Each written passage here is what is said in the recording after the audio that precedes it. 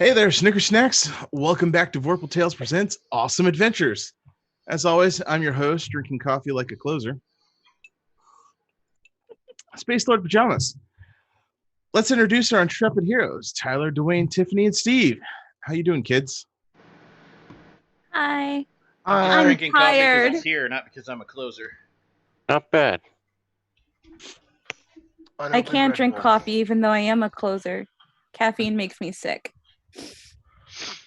Unopened, unnamed energy drink. Nice. Cool. So for those of you following along at home, we're playing Dungeons & Dragons 5th edition. We're starting a new awesome adventure, Baldur's Gate, Descent into Avernus. As always, we tried the rest and are using the best, roll d20 to run our game. And thanks to Syrinscape for the amazing atmospheric music. Make sure you check them out at www.sirenscape.com, filling your ear holes with the sounds of tabletop. Also, be sure to check out our shows on the channel, Terrifying Tales on Monday nights and Tales from the Yawning Portal following this in a few hours or so. You can also find us on Twitter, Instagram, Twitch, YouTube, keyword at Vorpal Tales. If you're new to the show and a longtime lurker, first-time poster, don't hesitate to stab that like and subscribe like it's a murloc on the shores. Please, we need this so we can actually forge a Vorpal sword in our backyard. That would be awesome. With the introduction out of the way, we can get to why everyone's here. Dwayne, the call is coming from inside the house. They tapped the phone. Run upstairs to find the bad guy. Yeah, run upstairs. Oh. You leave the phone alone because they tapped it. Dwayne is bad at creepypasta. Yeah, Dwayne just put a new spin on everything. Cool. Speaking of creeping out the innocent here. So we've completed our last adventure and we've decided to move on to something new. If you've been into computer RPGs in the last 20 years, then you've probably played Baldur's Gate, the series. Any poll of our players here, who has not played Baldur's Gate? It's Tiffany. I'm sorry. Everybody else has? Really? Tiffany's the only one? Awesome. Cool. So I'm not really judging you, Tiffany, but what's wrong with you? I will raise my hand. Do you have about 20 minutes? Because I've got a long list. No, we got to get to the show. I will raise my hand in that I don't remember much of Baldur's Gate. All right, cool. Tiffany, remind me to get you a copy on Steam the next time there's a sale. Oh, okay. Cool. Thank you. Cheap bastard. Yeah. Well, let's have a quick history lesson here on why this campaign is probably so interesting and important, shall we? Baldur's Gate was a video game released back in 1998 by BioWare and Black Isle Studios and published by Interplay. Now, when I say BioWare here, I don't mean we made Anthem BioWare. I mean, we made everything you love in computer RPGs BioWare. Like pre-EA acquisition, like we've lost the D&D license, so we're going to make the first Dragon Age BioWare. Black Isle Studio would be dissolved once Interplay went under, and they would go on to form Obsidian Entertainment and make things you like Tyranny, Pillars of Eternity, and the brilliant We Still Know How to Make Fallout games better than Bethesda, The Outer Worlds. A lot of shots fired in this story. A lot of shots fired. I need some aloe vera from that secondhand burn. Shit. I don't think we have the manpower or the ships. The views of this monologue are only those of the DM and not of Vorpal Tales as a whole. This is correct. Come at me. So, yeah. So Baldur's Gate. Don't at me. No. At Steve. He's the social media guy. So Baldur's Gate gets released and it's a stone cold killer hit. Glass breaks, stutter, toss me 2 beers, double bird, I'm out. This stuff is what everything your modern RPGs is. Like, this is the foundation. The game used the 2nd edition rules of Dungeons and Dragons. Half the game was basically trying to figure out what the fuck Thaco was. So spoiler alert for a 20-year-old game here. The story goes that you're an orphan, you meet up with some awesome people, solve a conspiracy, foil an assassination, save the world from your half-brother, voiced by Kevin fucking Michael fucking Richardson, and find out that your true father is the dead god Baal. Also, you can kill Dritz, which is awesome because Dritz sucks. Unless you're in the sequel. Ooh. Yeah. One, again, the opinions of the DM do not reflect that of Vorpal Tales. Two, if you're the son of Ball, does that make you a baller? Shit. Sold. Steve can have a hero point.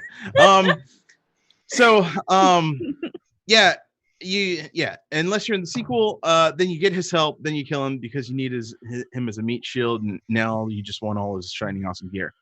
And oh yeah, this also takes place on the Sword Coast in the Forgotten Realms, specifically around the city of Baldur's Gate. You see, at the time the game was made, the All-Father of the gods in the Forgotten Realms was like, you other gods suck, learn to be humble, now you're mortal, suck it. Most of the gods managed to survive, and when Io, or whatever his name was he was like, nah, just kidding, y'all can come back now you here. And however, a few didn't make it out alive, and this was prophesized, so Baal knew he was going to die. So he fucked everything that can move, literally, and spread a seed around to create spawn so he could get reincarnated. Ball spawn. So you're called what's called a ball spawn, and you You're spend what's 2 called games. a baller. A baller. All right. Baller. You're a baller. Sorry. So you spend 2 games, 3 expansion packs dealing with this noise. You can either give in to your murderous nature of your father, or you can walk in, beer truck, spray the whole place down, stun it, crack open some cold ones, double birds, and Fleetwood Mac that shit and go your own way. I like Fleetwood Mac. Fleetwood Mac's amazing. Yeah, Right? But why are they? wouldn't you? But are they Guillermo double birds? Yeah, actually. Nice. Yeah. So long story short, too late. And so in the second one, there's an elf and a sister who committed horrible crimes, lost their immortality.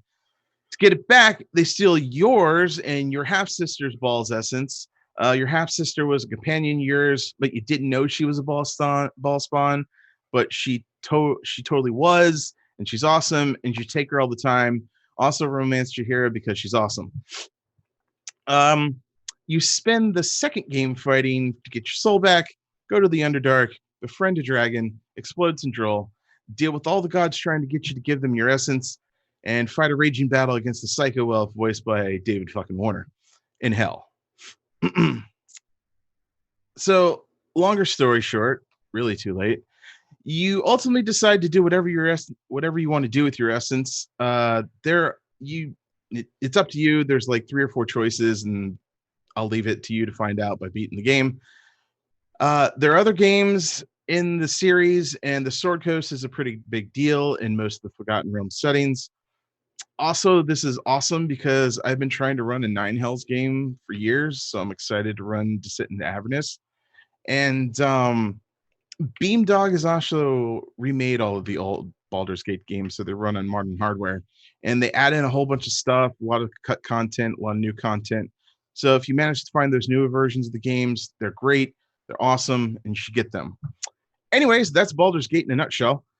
Supposedly there are connections to that story, maybe, but this story apparently has repercussions for what happens in the soon-to-be-released Baldur's Gate 3. So hashtag that's cool. Hashtag Larian Studios is the best. And now you guys all have to live up to that legacy and my own overinflated expectations. So Hashtag it's That about is time. official representation of Vorpal Tales. Larian Tales, you were the Yes. greatest. Awesome. Larian Studios, you were the greatest. So heroes, what do? Or better yet, players, what kind of heroes are you building? Oh boy. Tyler. So, Thaco really isn't that hard. Allow me to explain. Please Can I no. cut you off? Can I mute you? Do I have control? No, because I'm in charge of sound. All right, if you want to sit here and explain Thaco, I'm all for it. Pushing my glasses up messed them up. Okay. Please no. So, I am creating a psionicist because Sean, I may or may He not said- be looking at Steve, allows UA in his games. Yes, So I do. I'm playing a mystic. He said yes to that. Oh, What race? Yeah. What race I play and what background I take is going to depend on the rest of them. So you're gonna have to come back to me. Okay, Because cool. mystics are very flexible. I will fill whatever is missing. Very bendy, very wibbly wobbly like time, which is Gumbo. can't be understood. Gumby eating gumbo. Oh man, I want gumbo now. I do too now. Yeah. Steve, what are you gonna make? Oh, Gumbo. also, sorry, Steve. Mhm. For the players in the group, for the rest of you, you can find UA Mystic 3 by Googling it online. It's Unearthed Arcana. It's free from D&D, but for you players who are curious, there you go. It is in our workroom. Steve, please continue. I apologize. Okay. Well, I feel like my Steve, what are you gonna make? Me replying gumbo joke is now killed. So, you know. You're welcome. You got me wanting one gumbo, so So I think that Mhm. I am going to be the moral compass of our group. Obviously, as Really? You? the hell. I am the most morally upstanding of us, obviously. And Heart broken. Ow. Ow. can't even say that with a straight face. No, and I think I'm gonna play a lawful good paladin. Okay, so Steve's out of this game. Do we have a replacement? Steve. Yes. Also, Sean, I'll be dipping monk, so I'm going to be even more broken. But Steve, will you Hi. please what? elaborate to them the fantastic idea you were going to use previously, but it didn't work out, probably because of me? So, if anyone is watching right now who watched our initial Extinction Curse game, you remember that there was a point in time where we let it slip that I was not supposed to be playing a barbarian. I was originally supposed to be playing a cleric that had a couple of certain personality traits to him. Well, now that we're shifting gears over to Avernus, I think this was a great idea to use this platform to go back into that realm and explore that character idea. This time, instead of a cleric, though, I think it would be more interesting to move him onto a paladin. And the idea is a lawful good paladin comes with a certain amount of expectations set upon him. And I really wanted to explore the character that is unsure of himself and is completely neurotic to those expectations, even doubled as he's descending down into hell. So he's completely unsure of himself, completely unconfident, and just completely lost on most of what the right decisions are. But he's trying to be a lawful good paladin in this setting and in this situation. This Wait, you're a gonna be coward good. paladin? He's basically just going to be because like not coward in that he's going to try to run away from things, but that he might, there'll be situations where he doesn't know what the right thing to do is, and he'll double guess everything he thinks and will be unsure because I don't know. Like, I'm supposed to be a champion of this god, and that means I should probably do this, but what if that makes things worse, and then we do over here, and then and just, So he what has you're to work through saying those things. is he used to be Fred the Paladin Squire, and Fred died, and then he just kind of like showed up. What's a friend the paladin? Fred Jenkins, Paladin. Jenkins. I just came up with a random name. Oh, I thought you were referencing something. That was like, this has to be a thing. He's so confident in the way he said it. Fred Jenkins. God, Oh, guys, Fred? come on. Yes, he used to be. Yes, he squired for Fred the Paladin, and has now been thrust into Fred's position of power, and has no clue what to do with it. And I thought that would be a lot more interesting of a lawful good paladin character than just we must uphold our moral status in our descent into hell, and the rogue better not steal nothing. I thought that would be, that's my idea. And we'll see Okay. how it works. And if he sucks, you can kill him. Nah, that actually sounds pretty cool. I like this. I'm down. Cool.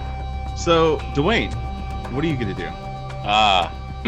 So my concept in my mind, hope it works, is I will be playing a warlock because I love warlocks.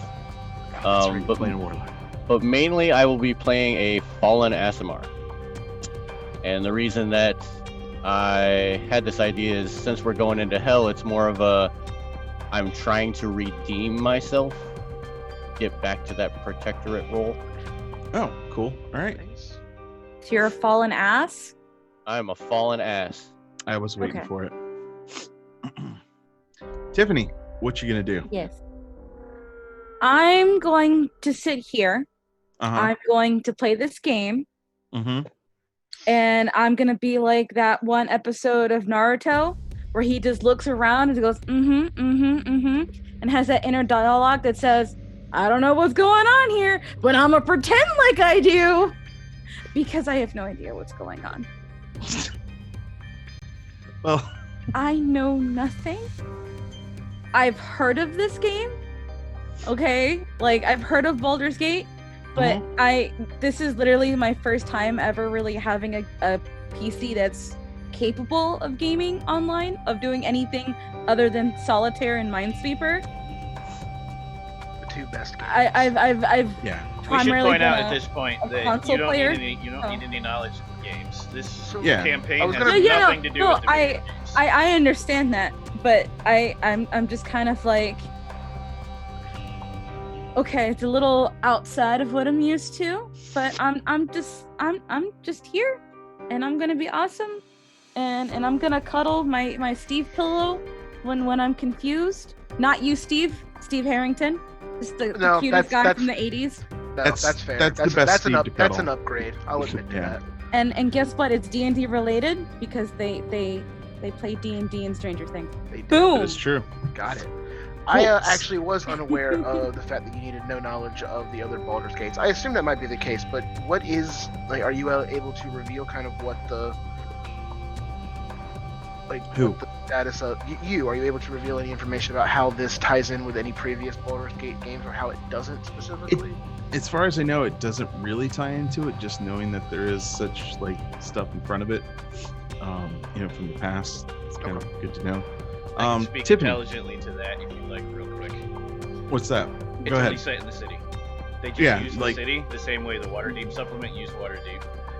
It is cool that Sean gave us the history because that's awesome, but it's irrelevant. The games have no bearing. Yeah, Yay. just the fact that the Next new one one, does, but not the previous. next one, like this does affect the next one somehow. So hopefully we get to see that. But Tiffany, so you know about all the classes, right? In D&D, Yes. is there a particular one? I know you're playing a fighter. Are you playing fighter or barbarian in our other one? Barbarian. Okay, so And I obviously you love don't want her. to do. And she's Yeah. muscular and she likes to punch things. So you don't want to do that again, I imagine, right? And grab No. scythes. Okay. Crap size. So, what do you have any other idea what you might want to do? Any of the other classes? I know what race I want to be if like it's acceptable in this in this game. I'm not sure like What's what that? race. I want to be a tabaxi. Game over. Tiffany has all the hero points, so she's gonna get all the 20s on her rolls. So she's a cat. That's awesome. Great. Tiffany, you have 4 hero points now. You haven't even started okay. the game. So Ridiculous. okay, cool. Tabaxi. Do you know what class you might want to play? Is that I to go with kind that? of want to do like the rogue thing again, Oh, okay. but I like in a different direction. But I've also never played a cleric before either. Uh-oh. And so I'm just kind of like, what do? Do you want to roll for it? See what happens? Sure. Best way to Alright. go.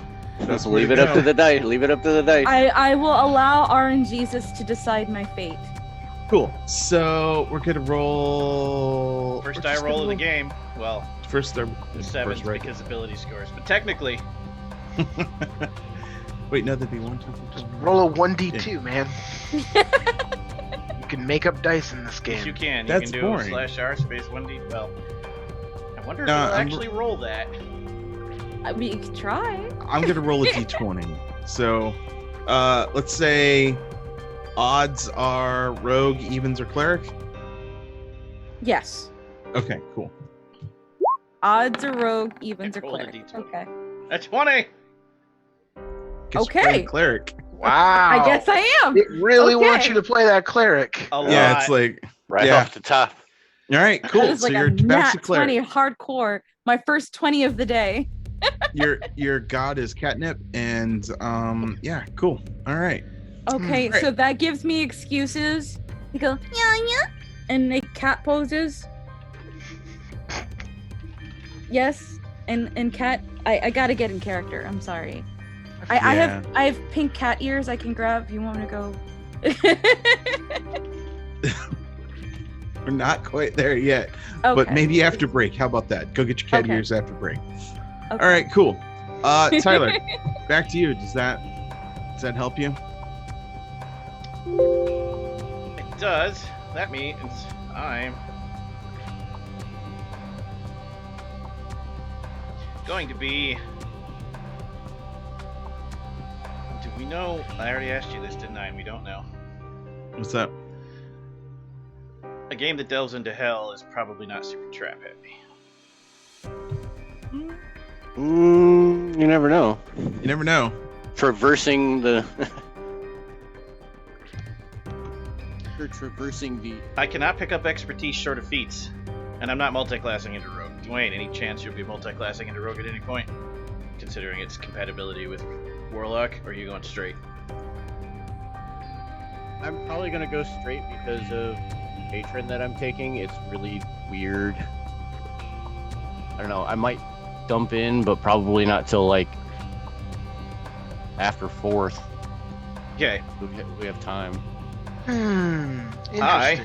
And I can make it so that I can find the traps, and we'll just have to be very clever about overcoming them because Steve's Tools is not really going to happen with this character.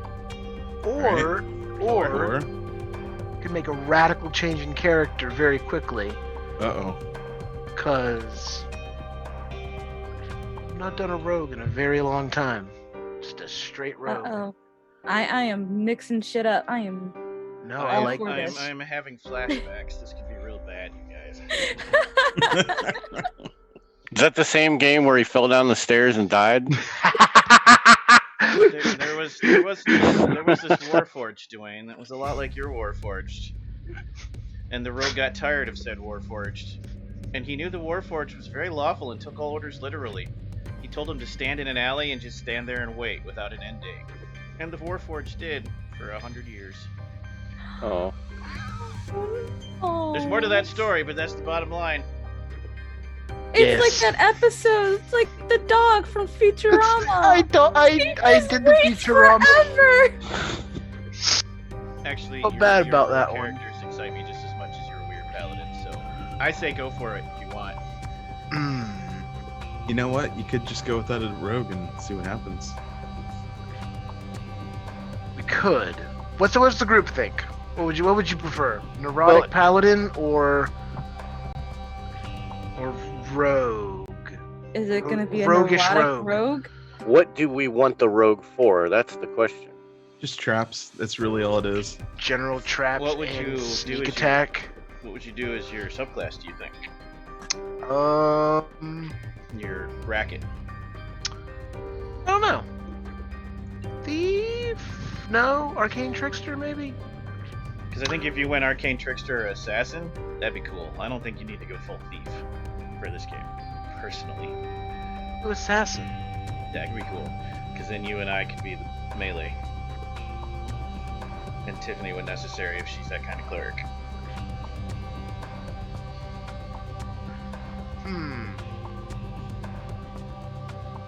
I'm not going to be in the front. This mystic will be in the front. This is not the kind of mystic that... I'm not a wizard. Yeah, this is not the kind of warlock that will be able to take anything. Yeah. Huh. We kind of Except- assumed you'd fill our wizard role. It's not me. I will be a warrior type. Taking it in the butt, that's about it. What do you think, Steve? Steve, you want to roll for it? Sure. Let the dice decide. Wow. Odd rogue as last time. Yeah. All right. Sounds good. All right, here we go. Who rolled that die? It's even. It's even. You're a cleric. I'm a nope, I'm a paladin. Paladin. Or, yeah, paladin. Ah. Sorry. Ha! All right, paladin. Sticking with All it. right. Let's do it. No rogue. We don't need no. Let's do it. We don't need no traps. No, what are traps? I don't know. We don't need no thieves tools. What are I thieves? mean, If you look at Yawning Portal, Omri didn't need a rogue. I mean, come on, she just badass ripped that thing off to shreds. That is true. You just we can do this grab here. the trap. We'll do it here. We got this. We don't need a rogue. Perfect. Let's do this. All right, cool. So we have the Character Mancer in Roll20 because it's awesome. Charlie, you can see can you see when people are going through that, or? I can show it if we do it one at a time, yeah. Also, yeah, to circle back to your earlier question that made Steve roll, Githzerai. All in on the psionics. Oh, your Githzerai. Okay, cool. All right, sounds good. Cool, let's do it. Who do you want to go first? You should do let's go and say Mortar. Okay, Steve, you want to go first? Sure. Okay. All right. Okay, so. All right, Steve. Opening up my character sheet. Everyone can see, I think. You think. Cool. It's asking me to use the Character Mancer. We have to see what happens when you initiate it. Yep. Alright, here we go. Yep, we can see it. Cool, this is awesome. Yep, so everyone who's watching who's not seen it, this is the Roll20 Character Mancer, and it's actually really dope. Just your little landing page here. You just click next. So I am a human. Human. Boring. I'm sorry. What? Nothing. Humans are great. I was gonna be a human if I'd needed to be the trap person. What are you talking about? Humans are the best, and I don't. That's why humans are great. I could have filled a third role by being a human. Lawful good.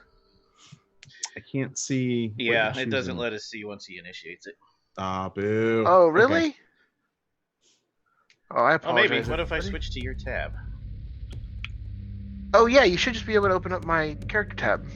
Wow. There you go. Yeah, choose human. See what happens. Oh, well, I did. Human. Yeah, no, we can't. Okay. Ah, boo. Oh. Lawful good. I'll be choosing. Oh man, I need some languages. Are our characters aware we're going to hell? No. So, okay. So since mine is weird, Sean, I'll just let mine be on the screen while Steve talks about his, and we'll do it that way. Okay, sounds good. I'll be choosing variant human. Okay. What does that mean, Steve? In case there's anyone left in the world who doesn't know. Variant human means that if the campaign uses the optional feat roll for Chapter 6, my Dungeon Master might allow these variant traits, all of which replace the human's ability score increase trait. Instead, basically a variant human gets 2 different ability score increases of his choice by 1. And I gain a proficiency in 1 skill of my choice, and I gain 1 feat. So In the book, let's do it.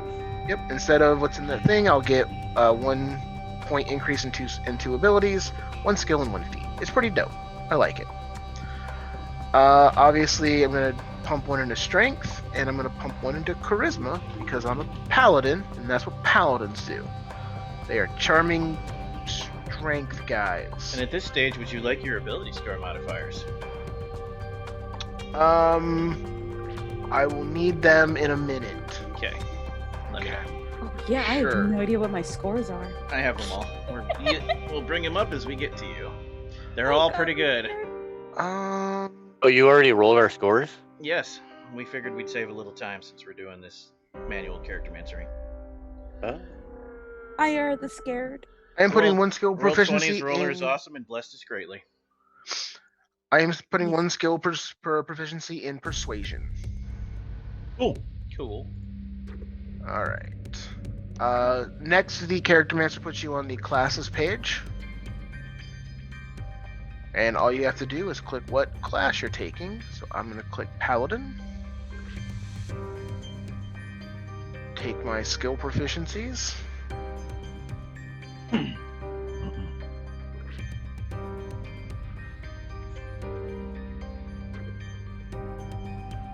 Which will be in religion and insight. Cool. Nobody Makes can lie sense to for a paladin.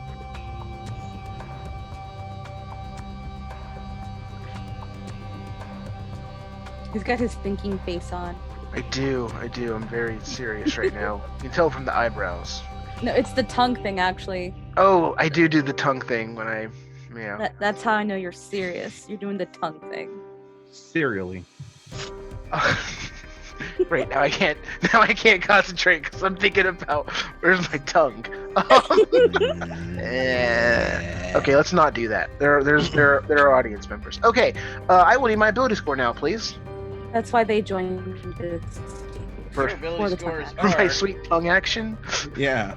Your ability scores are in no particular order. In other words, you can put these where you want for all of you. Okay. 13. 13. 14. This is only Steve, by the way. 15. 17. Ooh. Okay. So that's gonna become a 17, and that's gonna become a 10. That's gonna become a 15.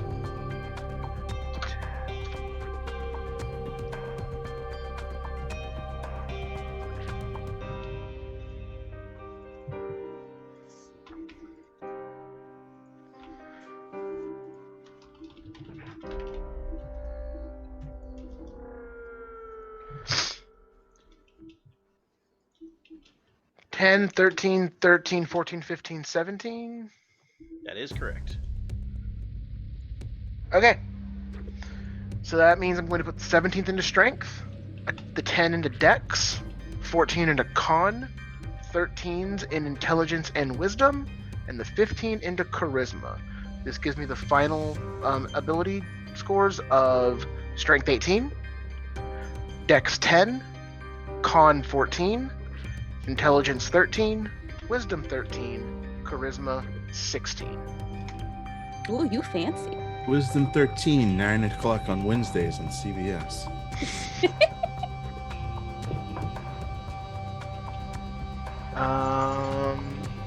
At level 1, I get 12 hit points. Yay! Yay.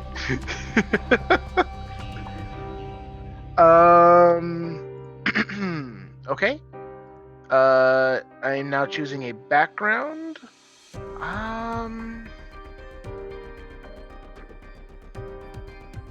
Let's see here. You can tickle Sean's fancy and roll it. Do you want me to roll my background? Unless you know one specifically that you want to do, I would say roll it. That's always the more fun. How do you roll your background? There's a lot. I think there's There should be an option, I think, in the Character Mancer, that you can roll. Like, you're supposed to hit like there's like, oh, if you hit like a D20 or whatever, like there's a list of like different things. So you can and you roll your roll it. personality traits, your ideals, your bonds, and your flaws. but you can do roll all your of background. that.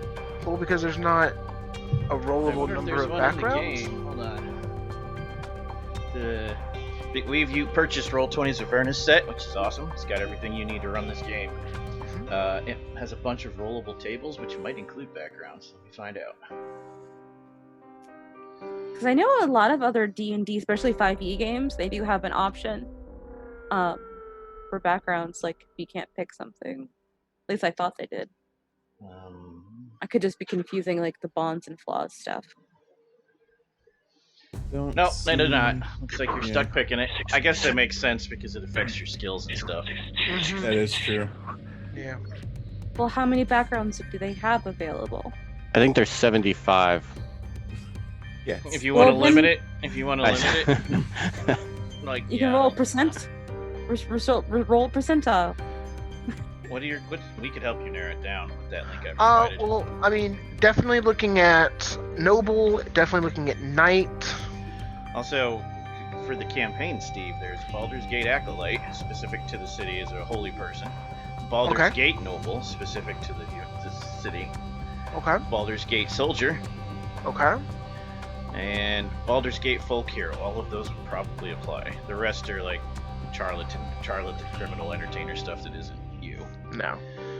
They're very similar. So like Baldur's Gate Acolyte gets you insight and religion, 2 languages of your choice, and then some gear. And it does have on the website I linked, charts to roll your personality traits, ideals, bonds, and flaws.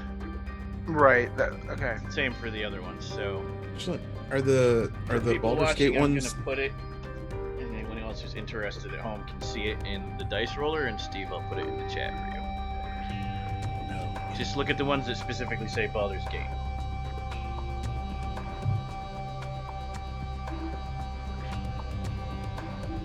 Tyler, can you toss me a character sheet? Yes. Oh wait, I can toss myself a character Yes. sheet. Yeah. Also that. Durr. Tossing things can hurt if you don't throw it correctly.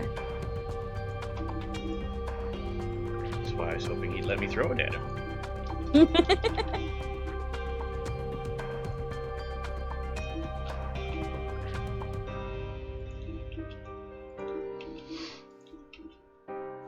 People at home are, I'm sure, being wildly entertained by watching me make a custom class. It's very insightful. Yeah. I will, just to move this along, I'm going to take the Baldur's Gate Noble. That seems to fit what Okay. I'm going for. I'm just going to Cool. move on with it. Let's do it. Nice. So let's do that.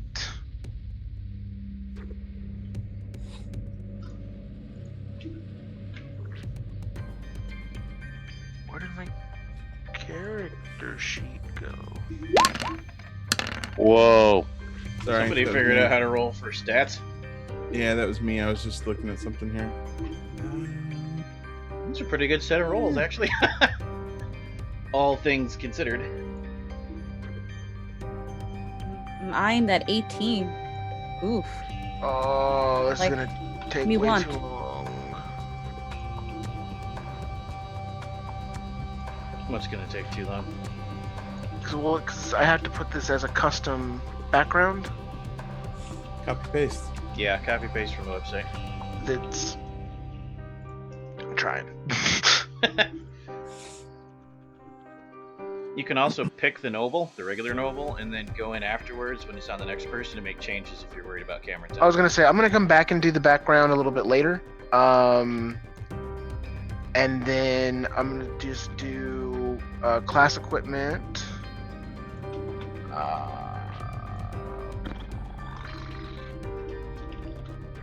You know what? I wanna. I'm gonna do longsword. So the Noble and the Baldur's Gate Noble are basically the same thing. So Yeah, it's there's just a the couple wording. little differences in there. So like I said, I'll come back and I'll do that in a bit. Cool. Now I'll just click noble.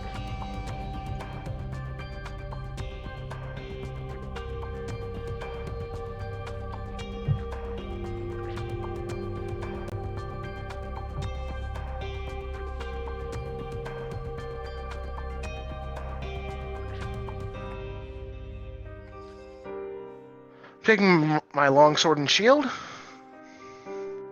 Sword and board. Cool. Sword and board, baby. Sword and board. I'll also take some javelins, because that sounds cool. Cool. And yeah.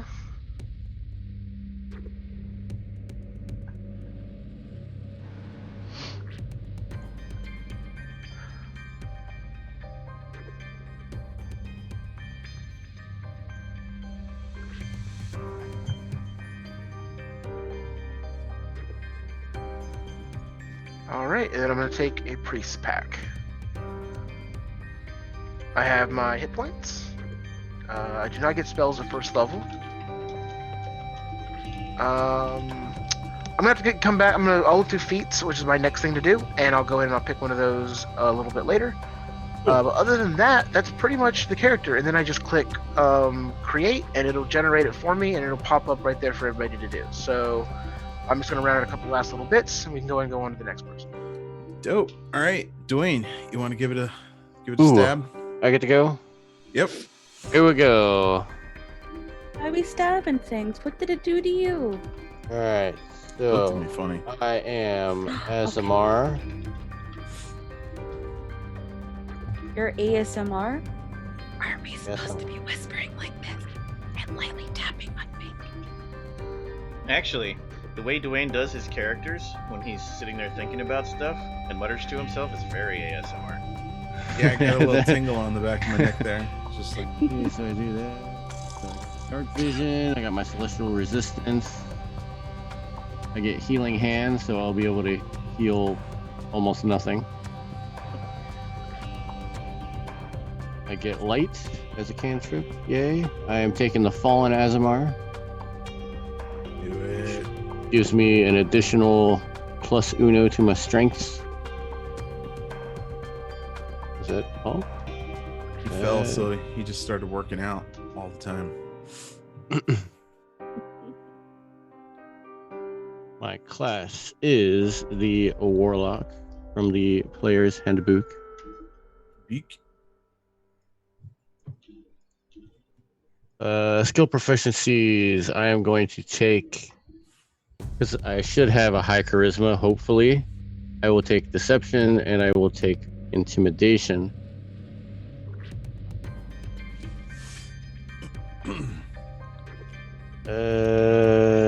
I will get 2 first level spells. My otherworldly patron is a custom. I already spoke with Sean about this.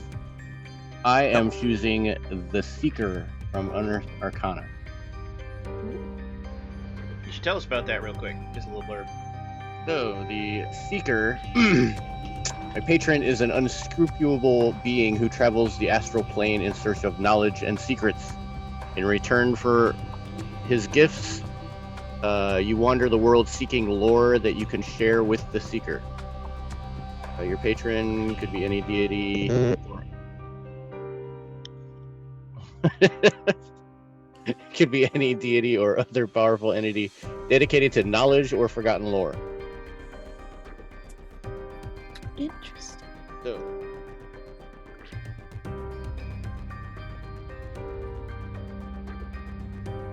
We cannot hear you. oh, sorry. With him or her, my expanded spell lists at first level are Featherfall and Jump. I will get Shielding Aurora. I may invoke the Seeker's power to protect me from harm, which is pretty much like resist all damage till the end of my turn. That's dope. I don't get any extra proficiencies.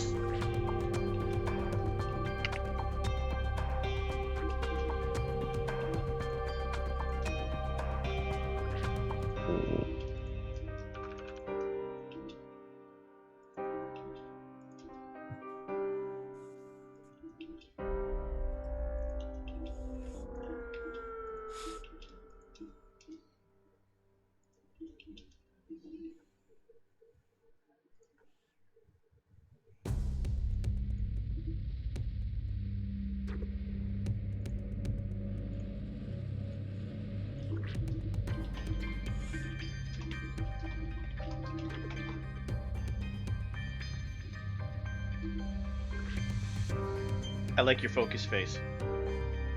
Good face. Or is he just frozen because he lost his internet? Not focused, just frozen. He was. Sorry, people at home, that is going to break our cameras. He'll be back momentarily, though, so I'm not worried. If it takes more than a minute, I'll put his be right back.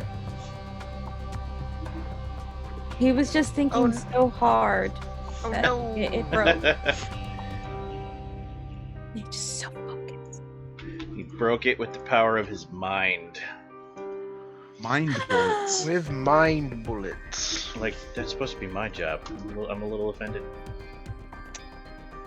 While he's gone, though, I can go ahead and let everybody know that I did pick my feat.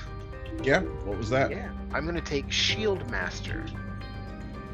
A very good friend of mine used this feat in a game I ran for him, and it's kind of amazing. So I'm going to try it out myself and make Sean's life a living hell. Oh! I Boom. don't get it. I don't understand. And explain. Hit me up in chat, guys. Boom. No, really. What? I don't get it. Oh.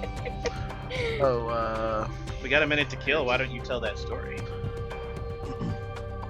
I'm telling a story? About Yeah, how about your this friends. was awesome in a different game.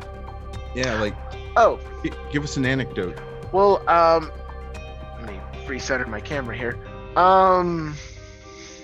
Yeah, it's gonna be a Basically- little weird, yeah. Oh, sorry, that's right. That's why we're off. It's not you, yeah. It's not me. Disregard. Well, basically, yeah. So the group that I ran a game for a very long time. I think a few of you are in chat. What's up, guys? We had a fighter later turned paladin who was very much the sword and board archetype. And when you take Shield Master and you get some, he has a lot of the fighter skills, so this isn't going to be as amazing as when this other character did it.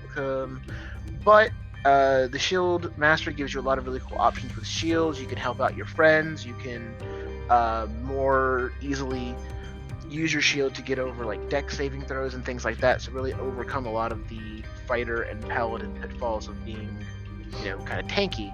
It really helps you compensate for that. And then if you combine that with the fighter battle dice, which I won't be getting, but if you did that, you get these really great options and all these really great maneuvers. So it's a really cool thing to have, and I'm going to use it. So if someone's standing next to me, I'll be able to help pump up their AC because you can get behind my shield. We're gonna be really good friends, Steve. Yay! I hope your character isn't allergic to cats. I'm gonna Ooh, put he up the could cam be. covers until Dwayne's back, but everyone will still be able to hear us. They just won't see us. Okay. Nobody will get any migraines that way from half of faces. Bird. Yes, that's right, Patty. Good old Sir Gregory of High Rock with all of the shield maneuvers.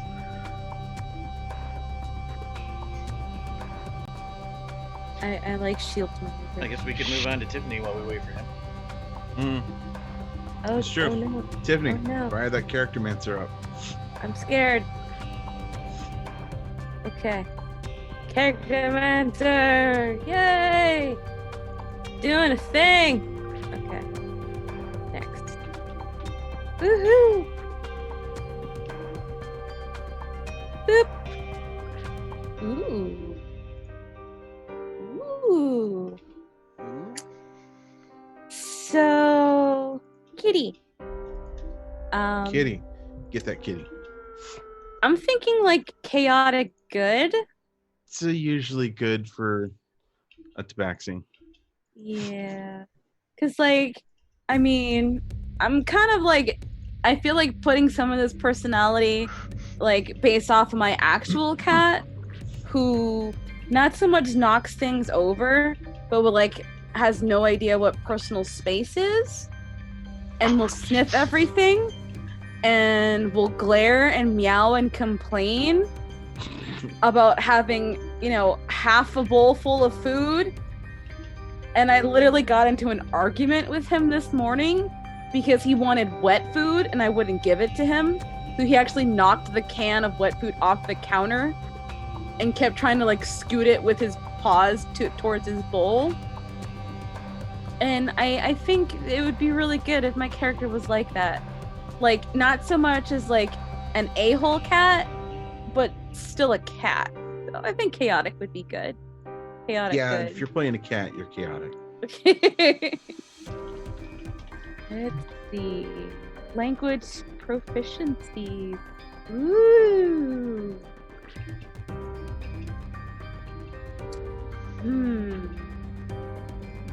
We should probably. We didn't do that with Steve, but with free choice proficiencies, we should probably try to bounce off each other. Make corrections later. Skill proficiencies? Language, I was thinking. Oh. If you are curious, I took Orc and Elvish. Okay. Interesting combination. Well, because he's a noble, and a paladin and all of these things, really quick in my head, I went with the most kind of basic concept I could think of in regard to that. So, obviously, super white bread, noble paladin people in major cities, they got to go fight the orcs because orcs are supposedly the bad guys.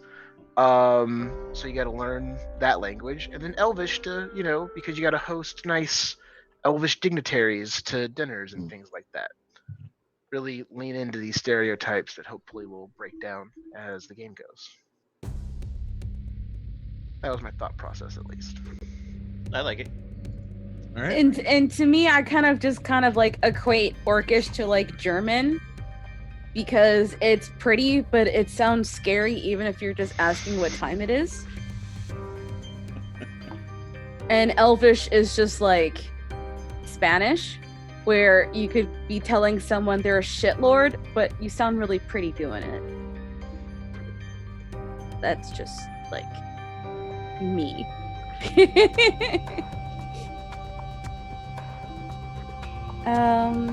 Well, I'm kind of thinking, as a cleric, and I was looking at some of the backgrounds. My character, she's gonna want to know something really weird. Oh, okay, it's a good one. I'm thinking like draconic, deep speech, or maybe celestial. Like, with the whole hell thing. Why not something the opposite of hell, right? That'll be a good one. Also, infernal is always a good one, especially since you are going to hell. That's why I asked if we knew we were going to hell, because I didn't just want to take infernal, but at least someone should have it for sure. Well, my character's like weird. Like she's a cat. She doesn't understand that it's not okay to literally have your face in front of someone or like be sitting on them when they're sleeping, because you don't understand that body warmth like shouldn't be shared like that. And she will, smack people with her tail unintentionally, and she's just awkward.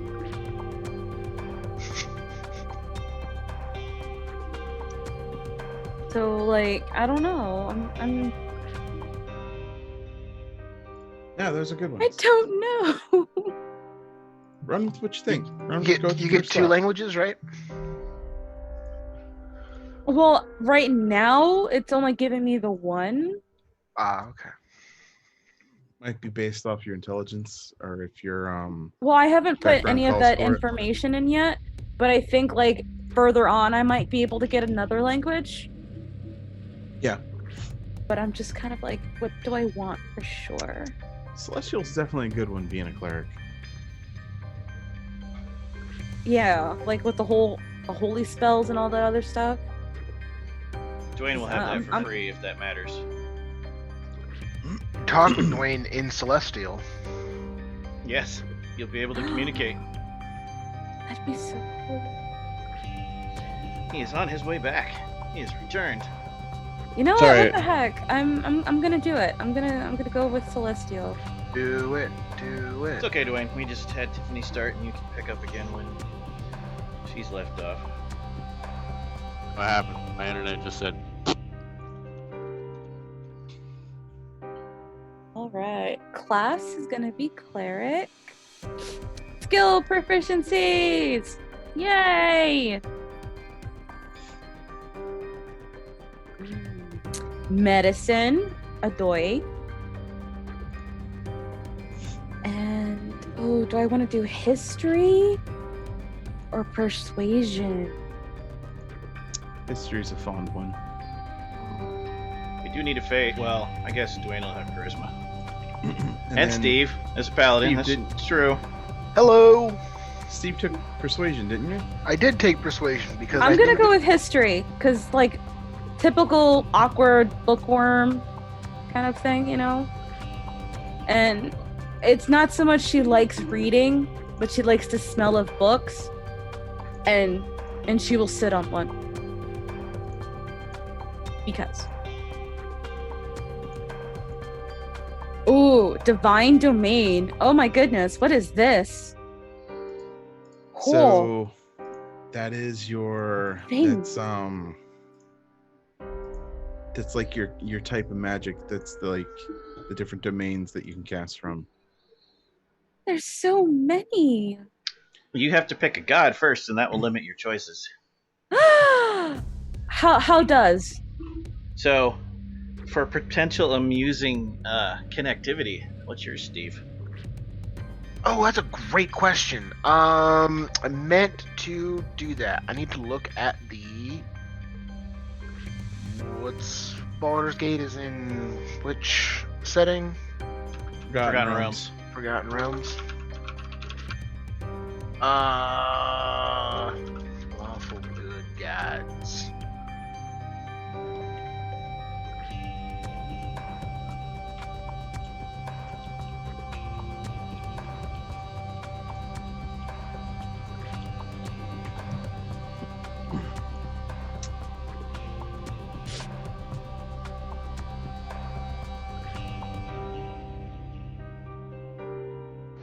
Dwayne, do you have Arcana? I do not. No intention of taking it? I don't know if I can. Okay. I guess it's all gonna depend on my my background, but I don't think the background that I was gonna go for gives it. But let me double check right quick here. If not, I'll take it. I am an in-base character. So, Tiffany, one of the gods you could choose is Thymora. She's chaotic good. She's the god of fortune. Her domain is trickery. Okay. Then there is Saloon. She's the moon god, if I remember correctly. Ooh. Ooh. She's usually worshipped by druids and stuff. She has knowledge and life as her domains. There's Suni, who is the goddess of beauty. Mhm. Her portfolio would be life or light, or her domains would be life or light. Okay. Now, which one was the one you said like was like the moon goddess? That is. What domain would she be under? She's Saloon, and her domains are knowledge and life. Oh.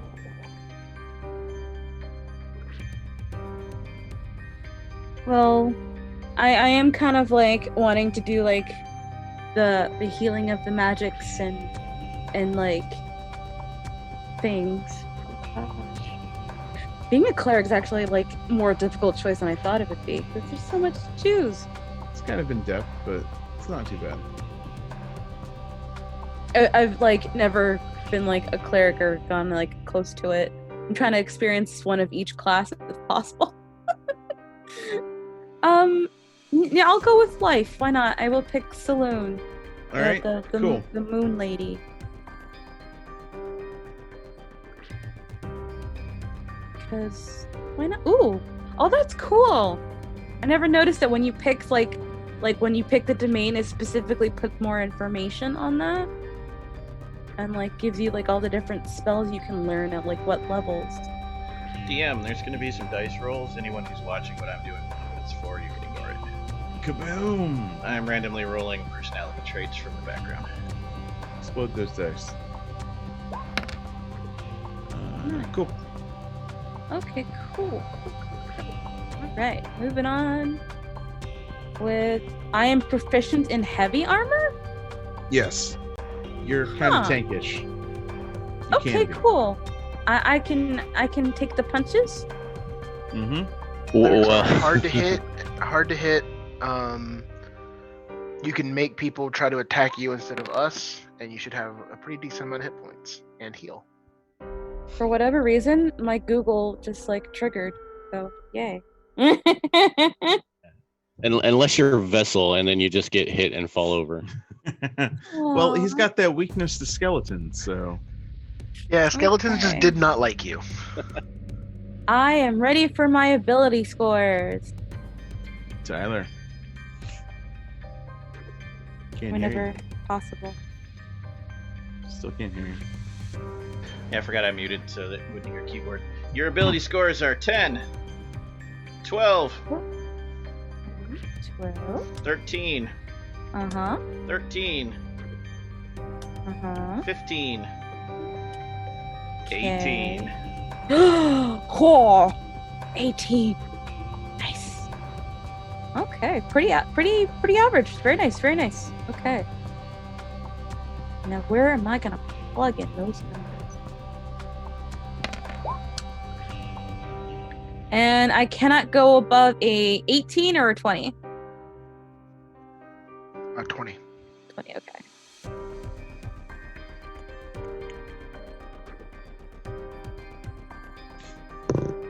Okay.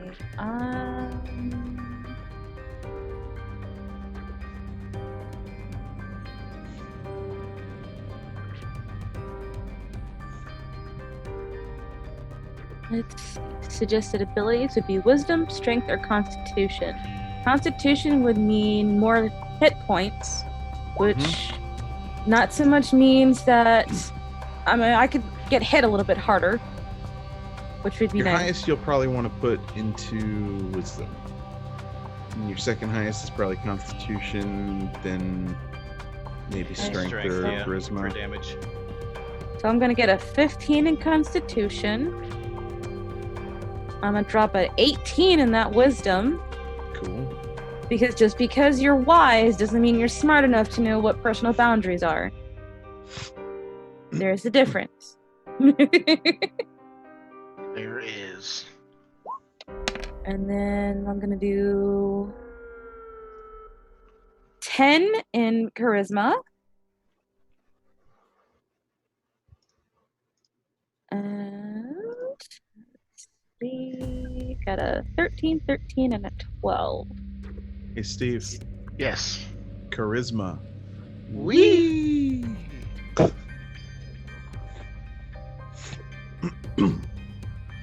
Alrighty, so my final numbers are gonna be 13 in strength, 14 in dexterity, Nope. 15 in constitution, a 13 in intelligence, an 18 in wisdom, and 11 in charisma.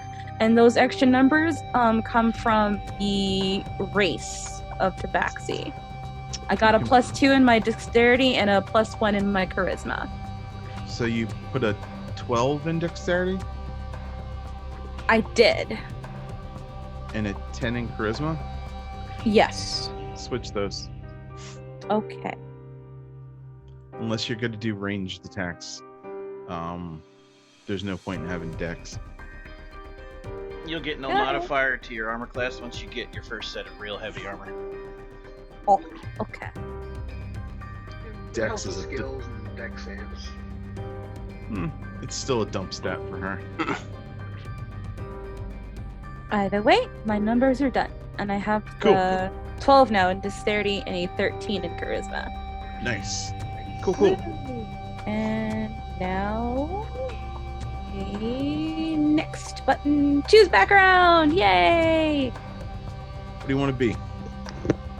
The very best. Like no one ever was. She's simply the best.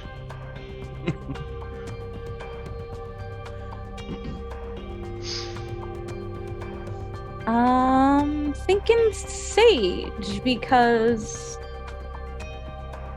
why not? Oh hey look, I get a +2. And I get 2 language proficiencies. Oh, nice. There you Word.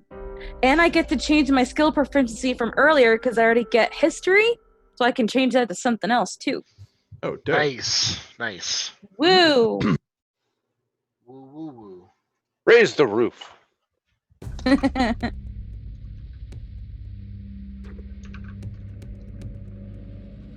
So I'm gonna change my earlier proficiency to insight. And then thanks to the sage background, I've got arcana, history, insight, and medicine for my skill proficiencies. I already picked celestial as one of my languages, so I get 2 more. So I'm gonna pick infernal for the other one. And goblin for the other one. Awesome. Good choice. So I'm gonna have infernal, common, celestial, and goblin for my languages. And as a researcher, I get a specialty. And I'm thinking. Let's see here. I think researcher would be good. Yeah, Who that's not a doesn't bad like to one. know things? Personality trait: I am horribly, horribly awkward in social situations.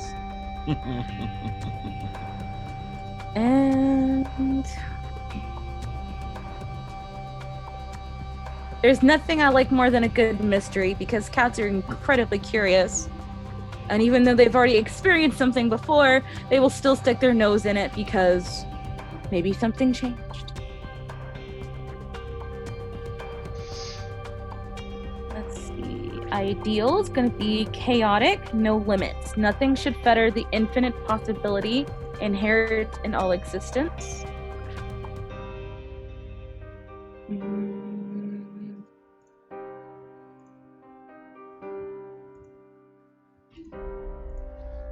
A bond is going to be searching my whole life for the answer to a certain question. Because again, falling back on the whole curiosity killed the cat thing. Dope. Well, we're hoping that you don't get killed. She'll have 9 lives. It'll be fine. And my flaw is most people scream and run when they see a demon. I stop and take notes of its anatomy. It seems appropriate since we're going to hell, right? There'll be demons everywhere. I'll make a friend.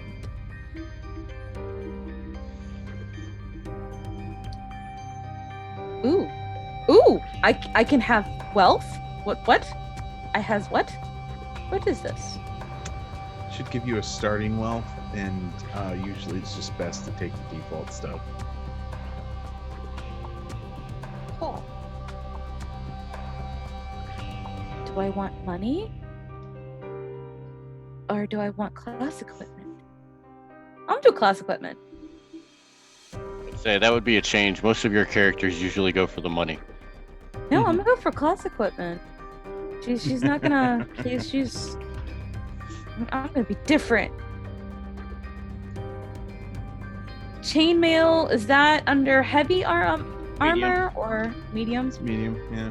What about, let's see, scale mail, leather armor, or chainmail if proficient? They're all medium. They won't start you with yeah. heavy because it's too expensive for level 1 characters. Scale mail, I think, is going to be more better. With a low dex, scale mail, I think, Steve, you can stop me if I'm wrong, is 1 more AC than chainmail, but chainmail allows a higher dex. Oh, of course you would go and ask me armor stats of things. That is correct, because that's what I did with Vessel. Okay, yeah, go for scale. Okay, cool. Got it. And I'm gonna stick with the crossbow. Because I already have the mace. Okay.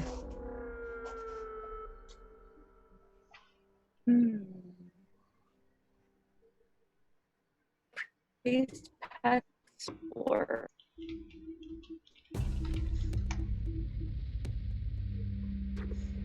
Now that is the question. Explorer, because why not? All right, cool. Oh goodness, there's so many. There's so much to be done. Ah. Okay, life domain cantrips. Spare the dying. Sounds interesting. Oh, cool. I can. Yes. Okay, definitely want that one. All right, cool. I want to do guidance because Vessel showed me the way of how amazing guidance is, and that it literally saved my character's life. Just cast it whenever you can. Guidance is great. Honestly, if it wasn't for Vessel, Omer would have literally been torn in half. I passed it by 1, thanks to guidance. And Dwayne, were you already picking light for your character for the cantrip? I just automatically get it because of my race. Okay. It's not a bad idea to have it twice. One of us could die. And you have a human on your hands who can't see in the dark. That is correct. True. If there's like ever a chance when we separate, at least there's a 50% chance you'll be stuck with someone that has it, right? If at least two of you have it, yeah. Okay, yeah. So those are going to be my cantrips: guidance, light, and spare the dying. Oh shit! All these words. Protect poison, detect poison and disease. Protection from good and evil. We're going to hell. We're going to need that. I think that would be a great one, yeah. Yeah. That's Detect Yeah. evil and good. Another great one, probably. Cure Well, wounds. You cast that and the whole world might just kind of like flash in front of your eyes. Huh. This dirt is evil. And then you'll see, my character pouncing at the ground and attacking it. It honestly, it makes sense. Cats and dogs, will just like literally stare in the corner. You don't see anything, and they have this like faraway look in their eyes. That it's just them detecting evil and good. That's It's true. Oh jeez. What does this one do?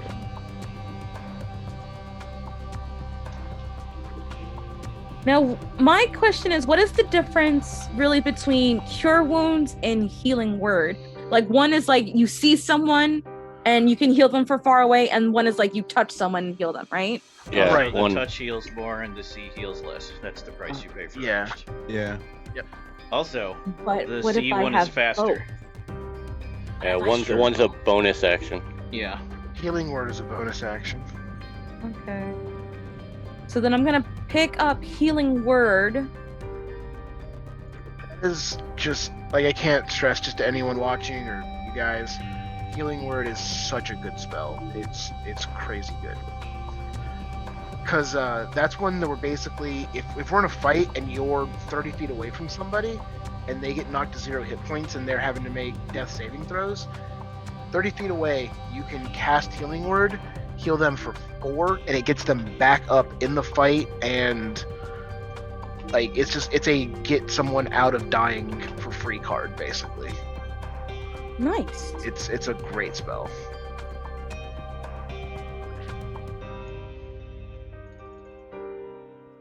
Wait, Let's see. what? So I've got healing word. I'm stuck on what I want my last one to be. I don't know what to take. Like, I'm thinking like purify food and drink, but I'm also thinking like What's your list so far? detect poison and disease, protection from evil and good, detect evil and good, and healing word. Something offensive.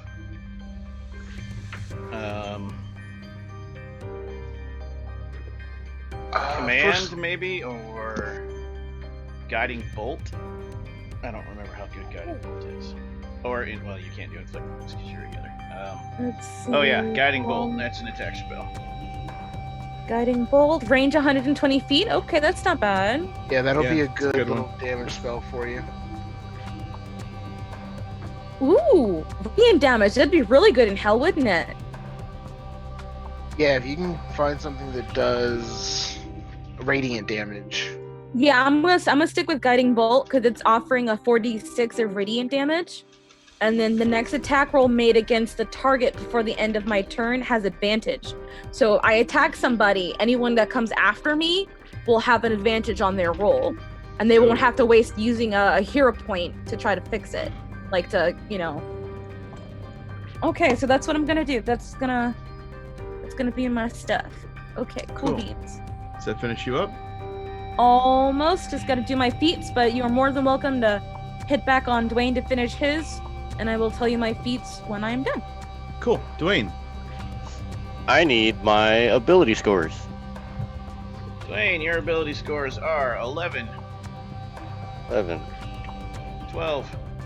Whoa. This is going to be funny for a second. 13, 13.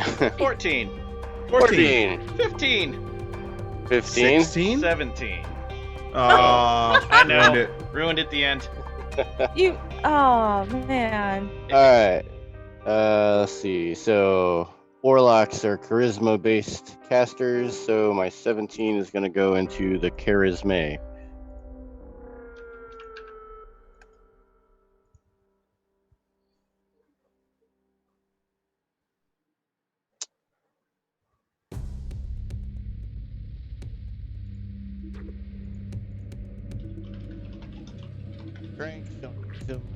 Oh, you broke up a little bit.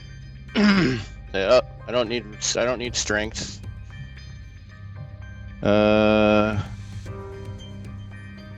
can be intelligent. Obviously, I'm not that wise if I sold myself.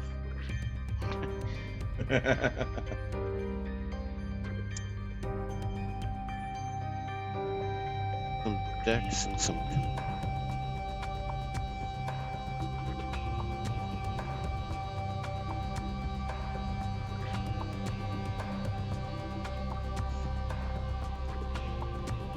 Alright, so final numbers are strength of 12, dexterity of 15, con 14, intelligence 13, wisdom 12, and charisma 19.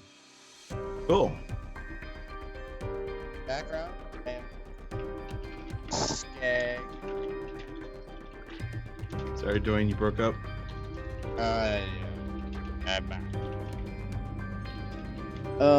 My background's actually not in here. So I'm gonna have to go with the custom one. I am going to pick the Bar Traveler. Oh, cool. Since my knowledge.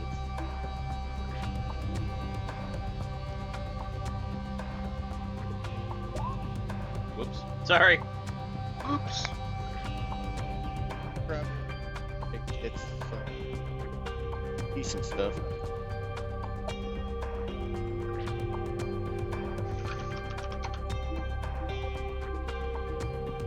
I get insight,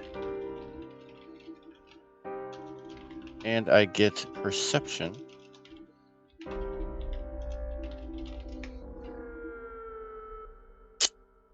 And I get a musical instrument or a gaming set. I will probably take the gaming set. I get one language. Does that come with all 3 core books? If I was the DM, that's a hero point. Hey, hey. But it's Steve, though. You love Fair. I mean, no. Yeah, yeah. Cut to I black. love you, Cut to Steve. black. I love you, Steve. It's okay. You don't need them. I love you. It's fine. Thank Am I you. allowed to take Primordial as the language? Yeah. It's in there, so might as well. Okay.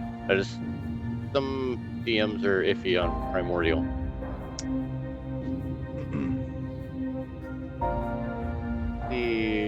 I get the feature All Eyes on Me, which is probably not great. I actually didn't read it. Everyone look at me. Yeah, I get curious glances are directed my way wherever I go. That makes sense for you, especially Azamar in hell. You can parlay this, yeah. You can parlay this attention God. into access to people and places you might not otherwise have.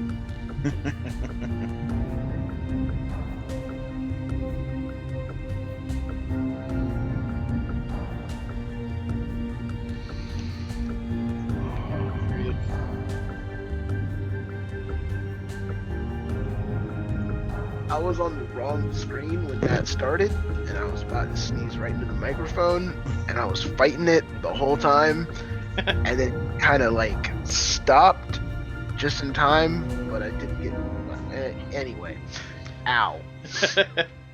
Poor Steve. I'll put my my personality ideal of bonds and flaws in a minute. I'll get through the equipment real quick.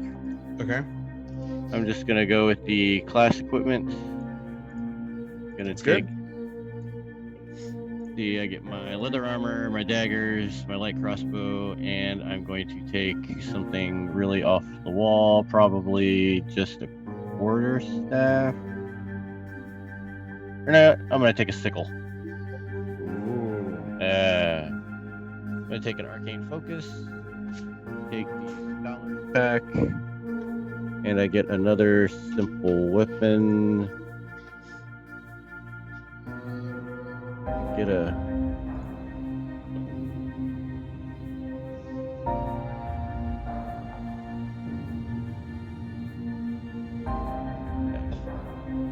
No, my primary one's going to be the hand axe.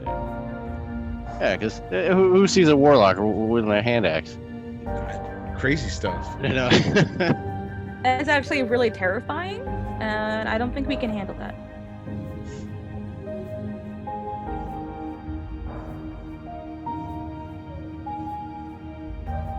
You broke up, Queen. Because my microphone sucks. As a warlock, obviously I'll be taking Eldritch Blast, because if you don't, that's weird. I will be taking Mage Hand as my second. For my first level spells, Hex is gotta be a good one.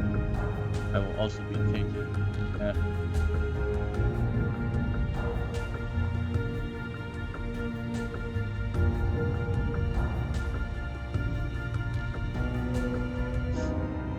Your microphone gave out again. Probably because I'm just mumbling. Oh. I'll probably take. There's another first level spell I want to take, but it's not in here. What's that?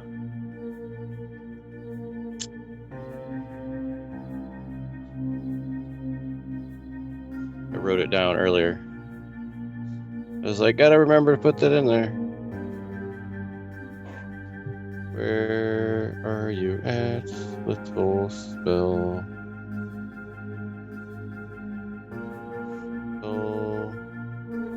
Spell. Where's my spell?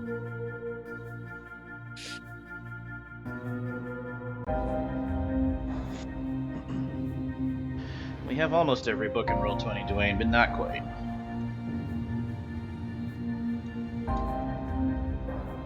Where are my spells? Damn it. What to do? I don't even remember. I was just going through and I'm like, well, that's not what my patron would probably let me use.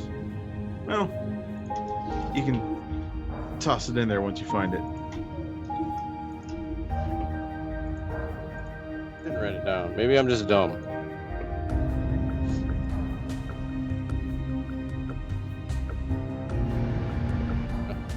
Remember what it was.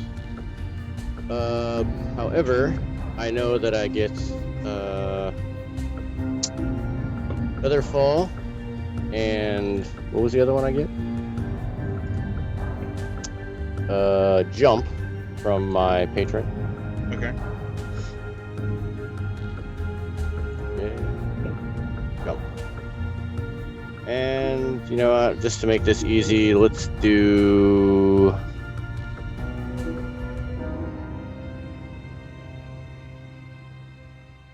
We'll take Witch Bolt. Why not? Cool.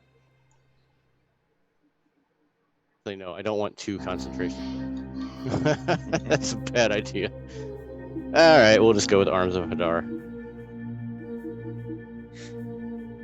It's a good one too. All right, no feats. My character's name is Kethra Brightwood. And I do believe I'm done, other than putting in some laws and bonds and ideals. But yeah. right, Oh, cool. good. Tiffany, did you select your feat? Actually, I don't get any feats apparently, which is fine. But I did end everything with a 17 armor class, 10 hit points, a climbing speed of 20 feet, which I didn't know was a thing, but first time playing Tabaxi. And then a 30 feet. And honestly, I'm like feeling pretty baller right now.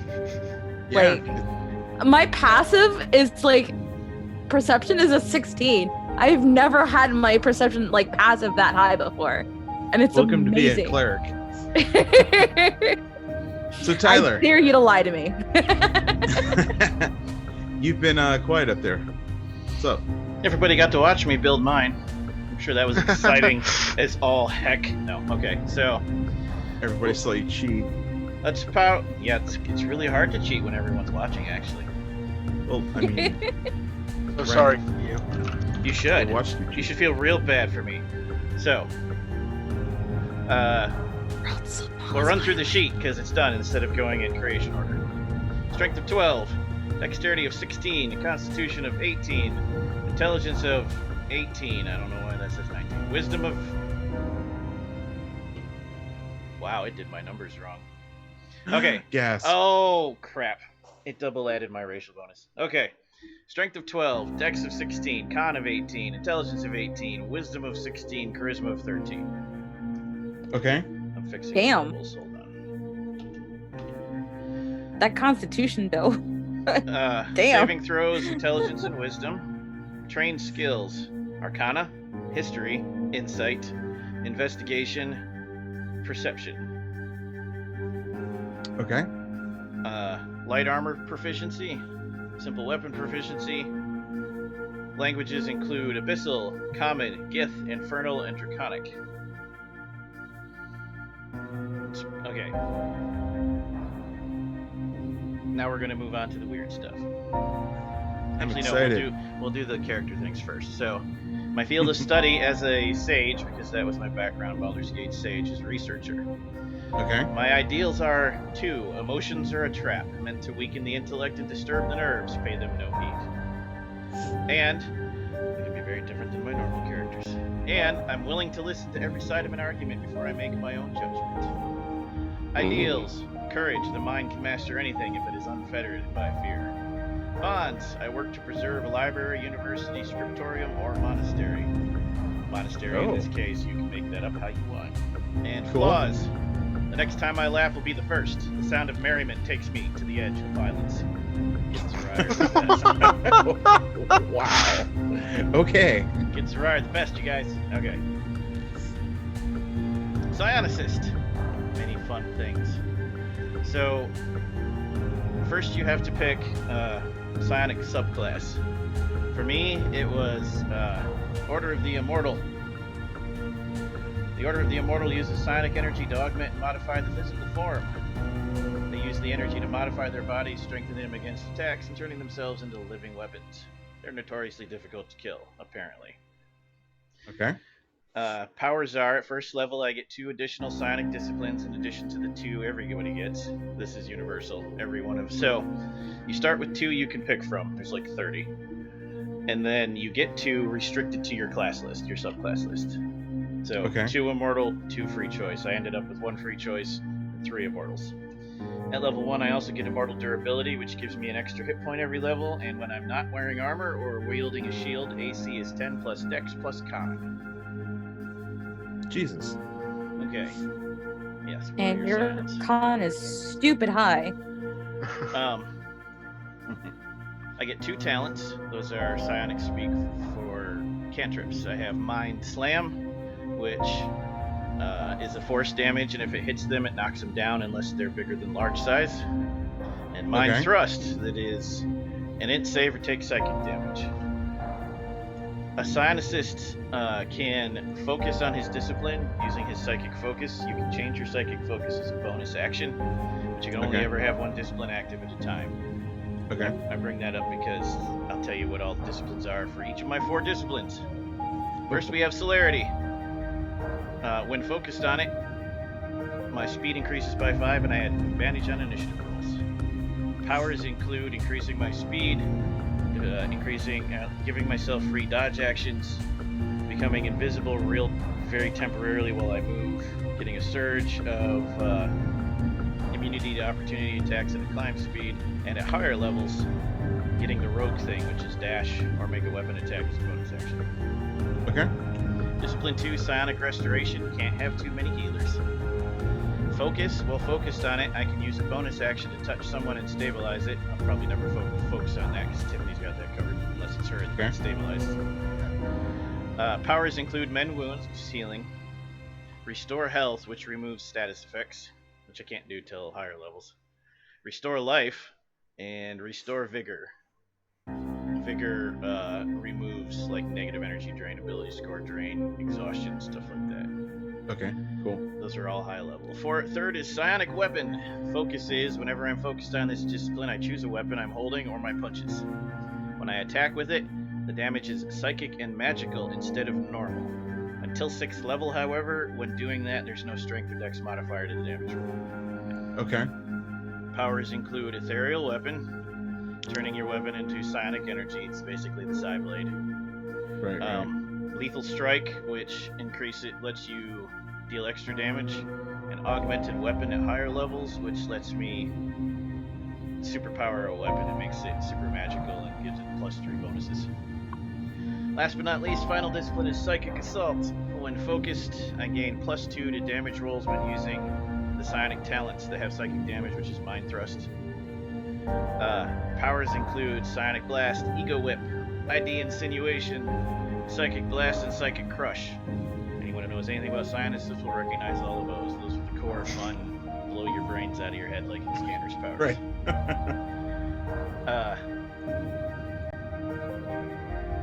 Hold on, let's make sure we didn't miss nothing. Then we're done. Psionists just use points, they don't have slots. Points are variable. Some powers cost 1 point, some cost 2, some cost 7. The number you can spend is limited by your level. At level 1, I have 4 points. Each long rest and can spend a max of 2 per power. This is how it limits which powers are higher levels in this. Okay. You can also sometimes spend more points on a single power to power it up. I believe that's all the important stuff. All right. And all of my weapons are geared towards monk weapons because at level 2 I'm taking my 1 level monk dip. And then I'll have an AC of 10 plus dex plus con plus wisdom. And you thought tabaxi monks were broken. That is broken as heck. All right, cool. So everybody's characters made. Anything else? Any other comments about your characters? Any questions? Negative. Gizrai can do an invisible mage hand at will too. Sure. Of course. Yeah. Let's just Why add not? more onto it. Yeah, it's fine. Makes sense. It's okay. I'm gonna be Very rolling cool. I'm gonna roll some d6s right quick. Okay.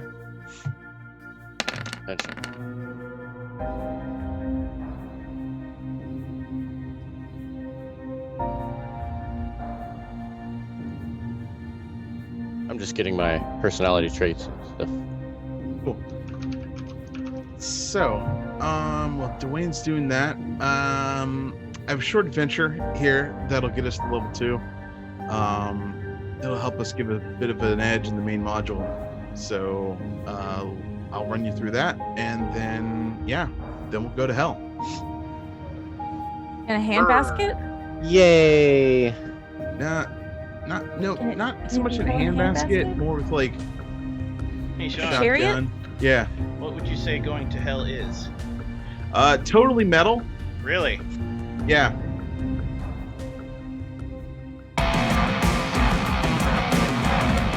Theme song time. Carry on with your story. Cool. So, you're a group of heroes who sort of banded together just out of happenstance and circumstance. You've run a few jobs together, and you found your way to the city of Neverwinter.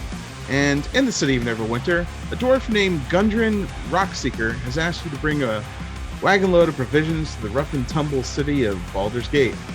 A couple of days' travel southeast of the city. Gundren is clearly excited and more than a little secretive about his reasons for the trip, saying only that he and his brothers have found something big, and that he'd pay you 10 gold pieces, 10 whole gold pieces each, for escorting the supplies safely to Bathrin's Provisions, a trading post in Baldur's Gate.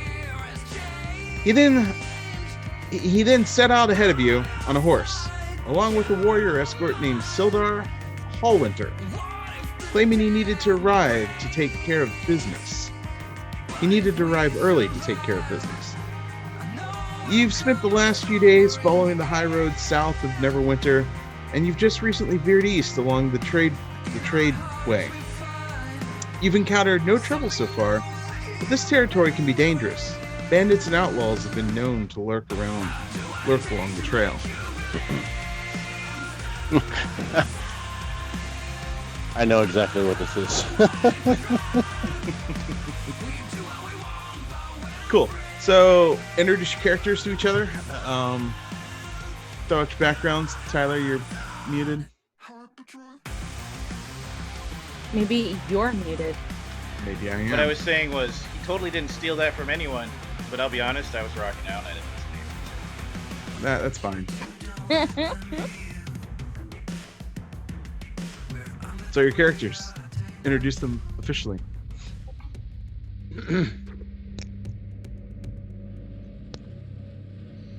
Would you like to start with me? Whoever. What is our setting again? Like, where are we currently? You're on the road. You're traveling. We just kind of like decided to like, hey, let's go hang out, even though we've never met each other before. No, like I said, you've run a few jobs together, and then a dwarf hired you to escort his provisions to Baldur's Gate. We're on a cart. You're on a cart. I am Rivik T'Cha. 6 foot tall, real skinny, yellow skin with brown highlights, models, yellow eyes, and a Megitsurai. If you don't know what it is, you should Google it. It's pretty unique. I am probably sitting in the cart facing out the back with my legs crossed meditating. Okay, cool. Steve. Yeah, I am playing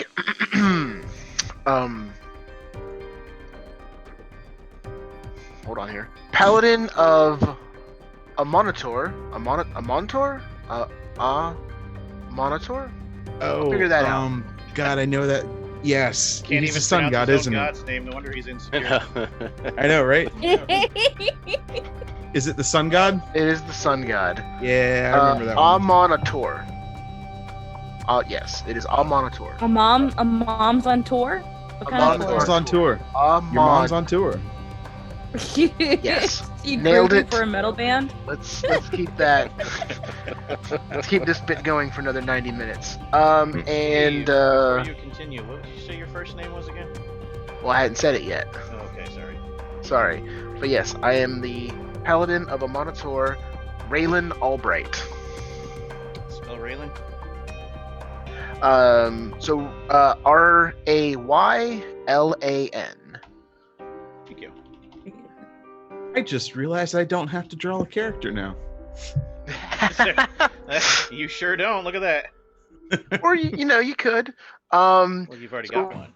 Raylan is about 6'2", 6'3", pretty tall guy, but slim for his size, only maybe like 200 pounds, so a bit too tall for his frame, and he's got kind of shaggy brown hair, and his armor is just a little too big for him. He hasn't quite completely filled out his his soon-to-be heavy armor. And he's probably sitting with our fighter guide. He said we had a fighter, right? Do we? No, You he sitting meant with- you. No. Like you said something about a guide. Oh Yeah. no, that guy ran on ahead with okay. with your hire who hired you. So there's no one with us right now. It's just us. It's just you. Four of us in a cart. Oh, Yep. okay. I thought we had the other person with us. Okay. Well, then in that case, he's probably just sitting at the front of the cart, just kind of like looking around, and well, they might attack from the sides. No, that would be too obvious, which means they're probably gonna come from behind. But if they come from behind, then we can outrun them. So they're probably gonna get out in front of us. And he's just muttering to himself about pretty much everything. A horrible strategy. Nice. Tiffany, Yeah. tell us about your character. So I literally gave my character my cat, which is Midnight. But she prefers to be called Midi. Okay. She is shorter than the average tabaxi at 5'9". She has all black fur, black whiskers, except for her tail. It's like really fluffy, so she's like a short-haired domestic with like a really long fluffy tail. She kind of has like a she's wearing pants, but like everything else about her is kind of like screams librarian, like researcher, like she's a bookworm. Like you're just like kind of like when you look at her, like, wait, she's an adventurer. Like At first, I thought you said like I thought you said Liberian. yeah, she's I heard Liberian. Iberian. I'm like, she's Spanish. Cool. She's a Liberian. Sorry, words are hard. Okay. But yeah, no, you just kind of like look at her and you're just kind of like really confused. Her hair is long and black as well, matches with her fur. Kind of like wild and like super curly and wavy in a low ponytail. She's got like honey yellow, typical cat eyes, yellow. And she's just sitting up front right next to our lovely paladin. And she's just kind of sitting there and the tip of her tail is just kind of twitching. She just like her ear keeps moving towards the paladin, listening to him muttering. She eventually goes next to him and just like sniffs him, like they can smell fear, Okay. Yeah. Sorry. She has no idea who they are. She's just like invading his space. Takes a nice sniff, like they can smell fear. Oh man. Okay. I'll make sure to wash that off next time. I didn't know. Is there a certain soap that helps with that? It's on the inside. Oh. I don't think I've washed my insides before. Oh no. Why haven't I been doing that all these years? Oh no. What if there's something? What if I have like an infection or something? Oh jeez. Wow. Okay. I could find something to fix that for you. Dwayne. Hey, I'm here. All right, so walking beside the cart is throw in some Syrinscape walking noises. You're too cool to sit with us. All right. All right, walking beside the cart is about a 5'10" female, kind of shrouded in mystery, if you will, as people look at her. But it's not really that she's shrouded in mystery. It's kind of as if she's smoldering. As an Azamar, she was, once a bright individual, but she has fallen. So she kind of has that like burnt, smoked out look to her. Okay. Red hair, fairly attractive, except for her one eye that looks like broken glass. It just occurred to me that you're playing a chick. I am playing a chick. All right, nice, cool. I always play a chick when I play my warlocks. The only way to go. Nice. Red hair, very standoffish. But yet she looks at the world around her as if she's never been there. Probably because she never has. On her long travels from home, she's just taking it all in.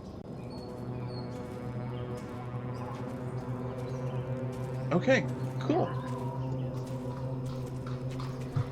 So you've been on the tradeway for about half a day, and you've come around a bend, and you spot two dead horses sprawled about 50 feet ahead of you, blocking the path. Each has several black feathered arrows sticking out of it. The woods press close to the trail here, with a steep embankment and a dense thicket on either side. What do you guys do? I perceive.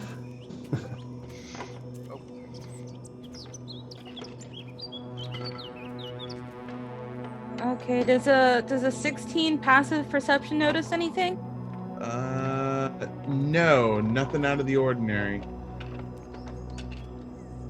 Okay.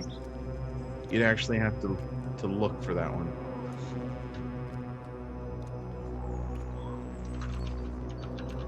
How far from the corpses are we? 50 feet. All right, Kethra will approach about halfway, and try and discern. I perceive the area, I guess. Okay, sounds good. You like a perception roll? Yes, please. He rolls it.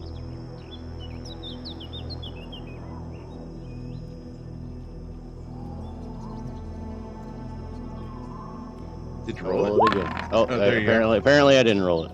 Took a minute. All right, cool. 17. So, between just natural perception from midnight and you're sort of actively trying to figure out what's going on, you know you're walking into a trap, and now it's just a question of how do you handle springing this trap? Are there any bushes or trees? Yeah, there's a thicket and trees all along the area.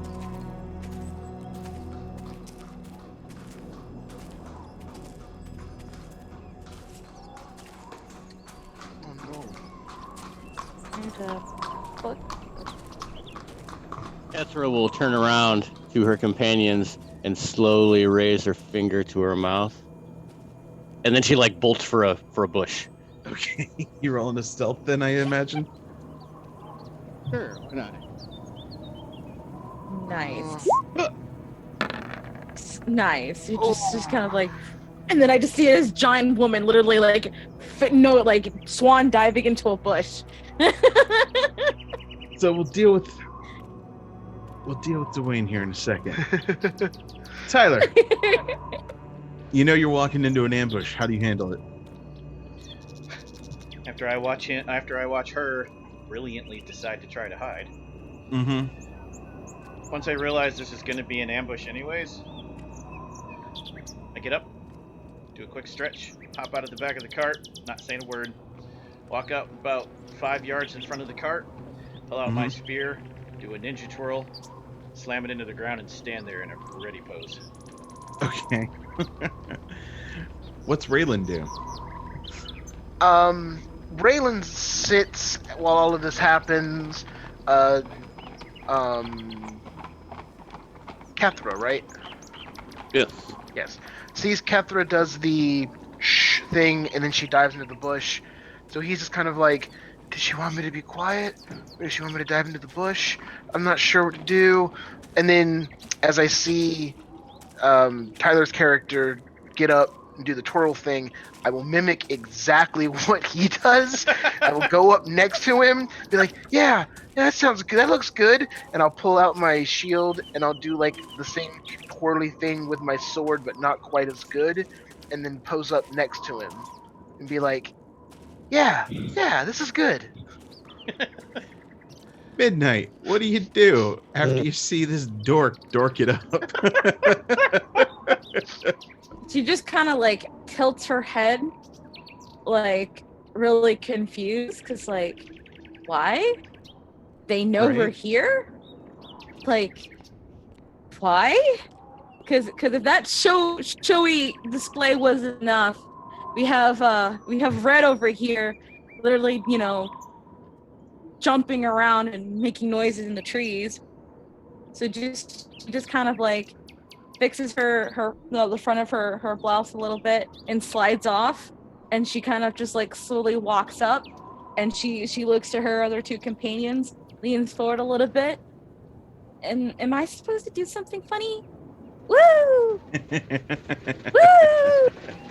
Yeah, I think a twirl is usually pretty good, right?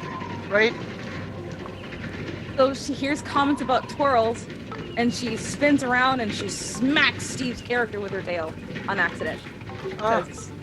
Tail. That's mean. It wasn't on purpose. She was twirling. It was there. She got too close. She doesn't know what personal boundaries are. So, She's sorry. Kethra, you went diving into the bushes, and you're not really great at being stealthy this time around. That bush And is you- real flat.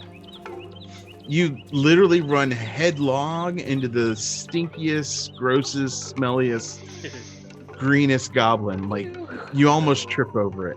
And he's just like, yeah! To which startles everyone else. So you could say that I ambushed him. You know, kind of blew everything. You am the bush. It was very punny, Dwayne. Yeah. It was very nice, Dwayne. I liked it. Everybody give me initiative rolls. Just remember, we don't have tokens, so. I know. Yeah. Hey! Hey. Wow, look at you. Holy shit! Hey! It's my second nat 20 of the night. The Get fuck? the F out. Are you serious? Let's Wow. see if I can get one of the. I got you a know. 21. Yeah. Off to a Look at hot it. start. A 20. What the? Whoa! What Yay! is happening right now? Yep, my character's gonna die. How do you spell being lazy? Kethra, there it is. And what's your character's name, Tyler? Rivek. I'm easy. Rivek. Revik.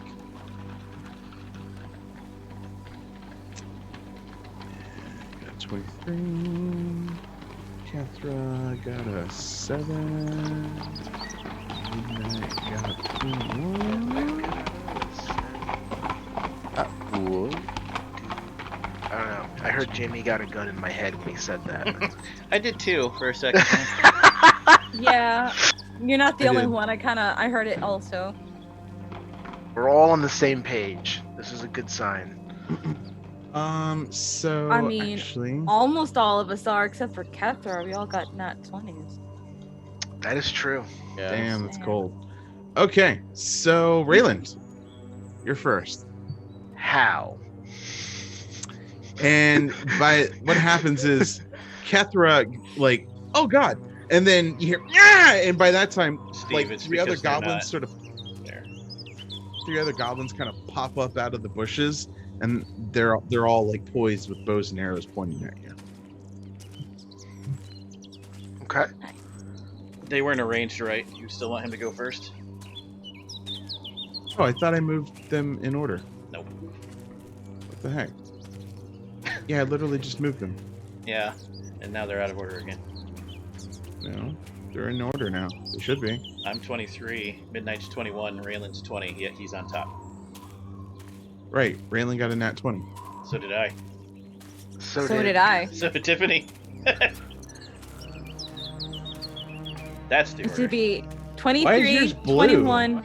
Weird. Because I have advantage. I can roll twice. Blue means I had Oh, advantage gotcha. and got a natural 20. Well, why are they out of order again? They're not. Now I fixed they're it. now, That's the now they're in proper order. It's good now. 23, 21, 20, 12, 7. Oh, got it. I got it. Okay. All right, Revik, you're first. Math then. is hard. Mind thrust, the one that my good friend fell on because I don't want her to get hurt. Okay. It has to make an intelligence saving throw. This should be good. Also, I will use my bonus action to switch my focus. This is just a straight up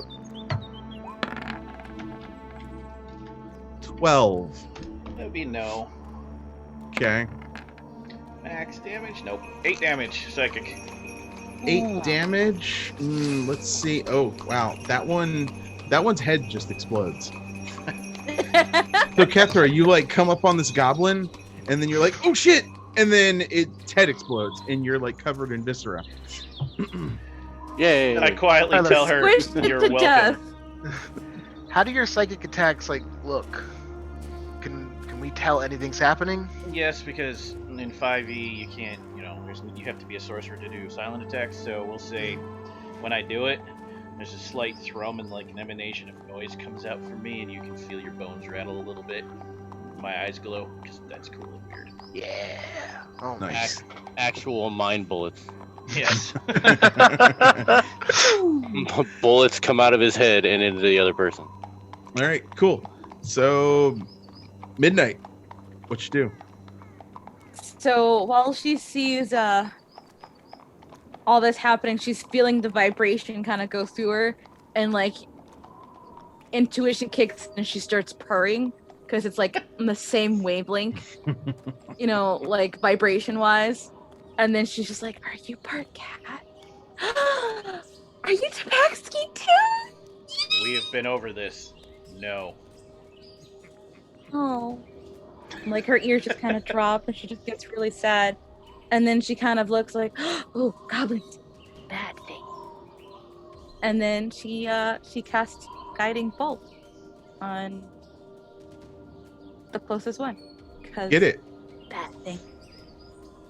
Bad things must be squished. hit it with a sword. No, with a guiding bolt.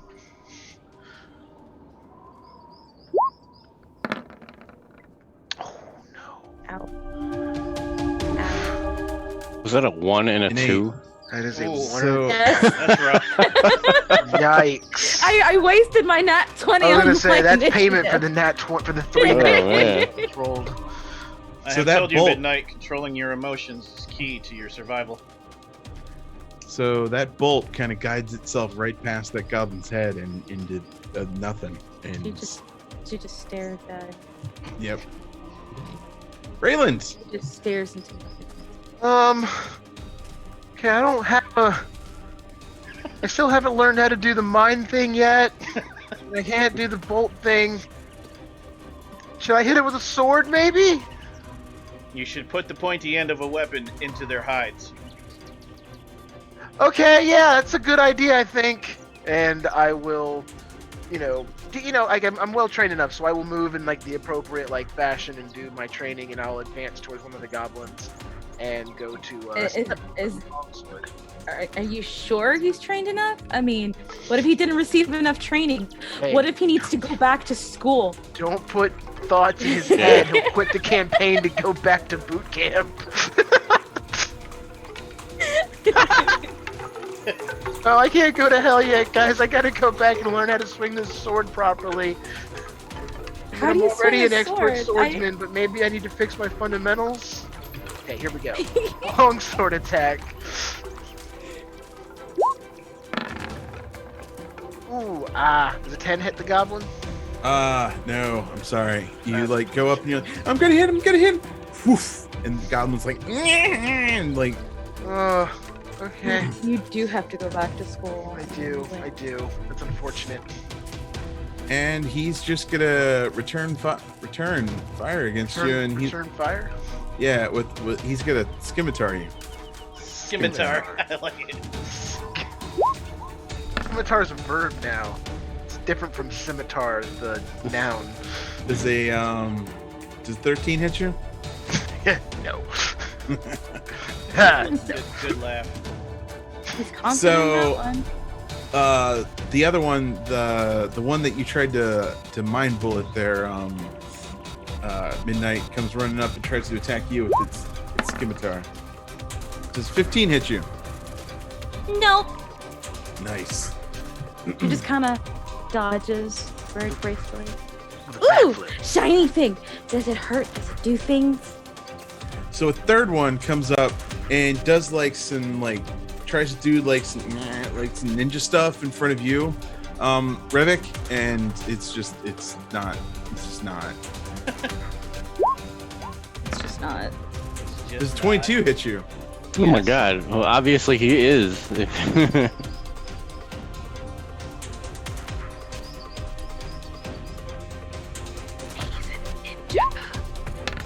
Apparently is. Take 5 damage. He appears unconcerned. All right, cool. And Kethra, it's your turn. Oh, I actually didn't get hit in all of that? Holy cow. No, well, you're the one that you were fighting got its head exploded. So Oh, awesome. So none of them are around me, right? No, but they're all engaged with your friends, so. So I probably rolled onto my knees, so I'll stand up and shake the dust off and just like kind of like turn. Go like that. Like I'm shooting to the outfield. Mm-hmm. And this is a requirement of my patron. I had to look up my patron's name again. And I say at the one in front of Rivik, I will say, Azuth, take you! And shoot a Eldritch Blast at him. Okay. If it'll roll. Hey, it's your first Eldritch Blast of the game. And it... Yeah! So you say, Azul, Nice. take you. And, like, you see the Eldritch Blast. It doesn't just, like, hit it or anything, but it literally gets, like, tendrils and carries it off into the distance and, like, it disappears into the ether. And that one's completely wiped away from existence. Damn. Nicely done. Rivik. Remind my The character one not that to was piss you shooting off. at, still get used to the names. The one that was shooting at Raylan is still alive, correct? Yes, and there's one in front of you that's still alive as well. Wait, isn't that the one that Kessler just said she was shooting? Yeah. Oh, right. That's right. Sorry. Yeah, the one that's in front of Raylan, Mind Slam. It has to make Mind a Slam? Constitution saving throw. That's probably not going to happen. Ooh.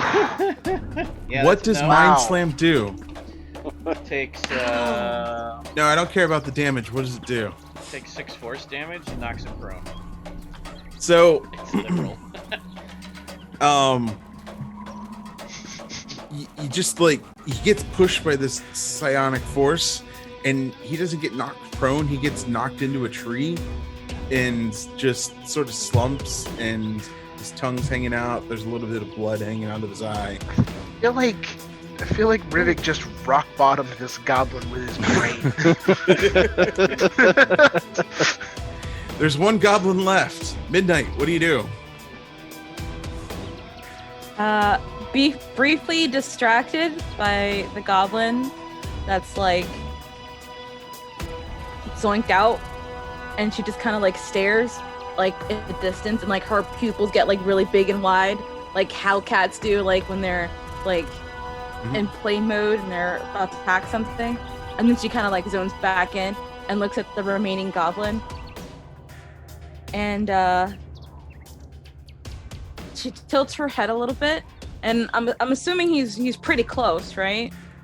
Yeah, I think this is the one that might have actually been in front of you. Yeah. I want to try to claw his face. Do it.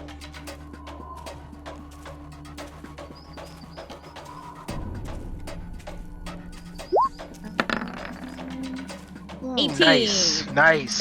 Yeah. Give Yes. me some damage. 4. 4 slashing. So you reach out and you just slash it with your claws, and like you just take a chunk out of his face, and he's more claw marks than face now. Raylan, you see all this happen. I will make another longsword attack using the appropriate maneuver for joint attacking in formation next to Midnight. Okay. Does a 10 hit?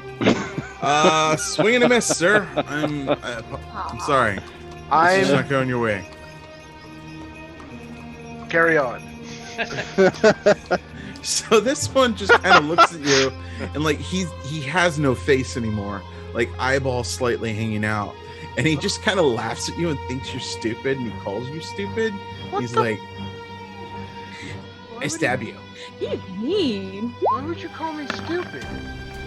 That's what you get. So he says, I'm stupid, but you're stupid, but he has like too much blood in his eyes hanging out, and he like stabs his scimitar right into the ground in front of you. have a He's free not- hit. I'm not familiar with this offensive maneuver.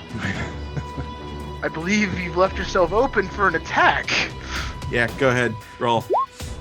Stab him. Please hit. Stab him. Please hit. Oh no. So this goblin has pinned himself to the ground and just like he just goes like this and you whiff and That's 3 10s in a row, guys.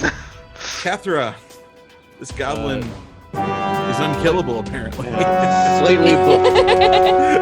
Slightly befuddled by the incompetent sword fighting that's been going on for the past couple seconds. How far away are they? The distance is not a concern. Why? Unless you're within range. One of these days I'll hit a sword attack.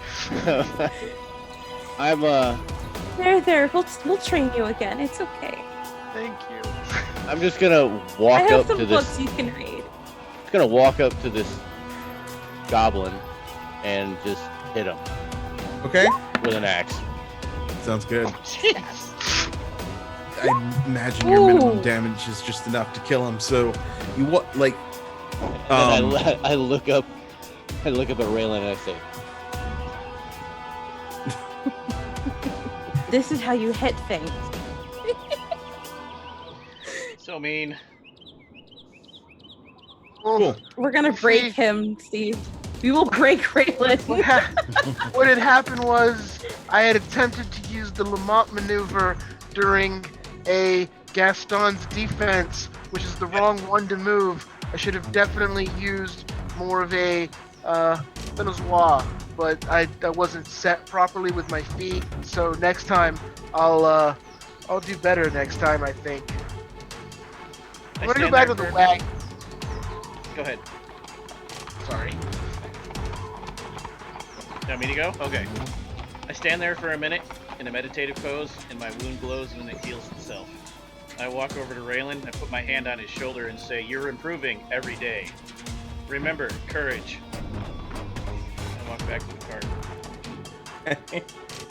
cart. So you have some dead goblins and you got some dead horses. What do you guys do? I'll investigate. I the take scene out in my case there's notebook. Anything interesting to discover? All right, perception. after he does that, I'm gonna pat down a couple of these goblins. Okay. 16. 16. So, Kethra, you pat down the goblins and they have nothing of any sort of worth on them other than the sword and bow that they had pointed at you. Rivik, you noticed that the horses were killed by the arrows and you matched the arrows to the goblins that were here. And then also their saddlebags have been completely looted. And you also catch a plethora of footprints, and then you see them scurry off in one direction into the wood thicket. I see horses. I see looted supplies and wares. I see no riders, and I see tracks leading deeper in. We must see if there is people to be rescued. Kethra will turn and say, wait, is this not the route that our employer took? It is, but the horses are too badly damaged to tell if they are his. Either way, it is our duty to fellow travelers on the road. We would expect Actually- like-minded treatment. You got a pretty good intuition that this is probably their horses. These are their horses. We should rescue our employers.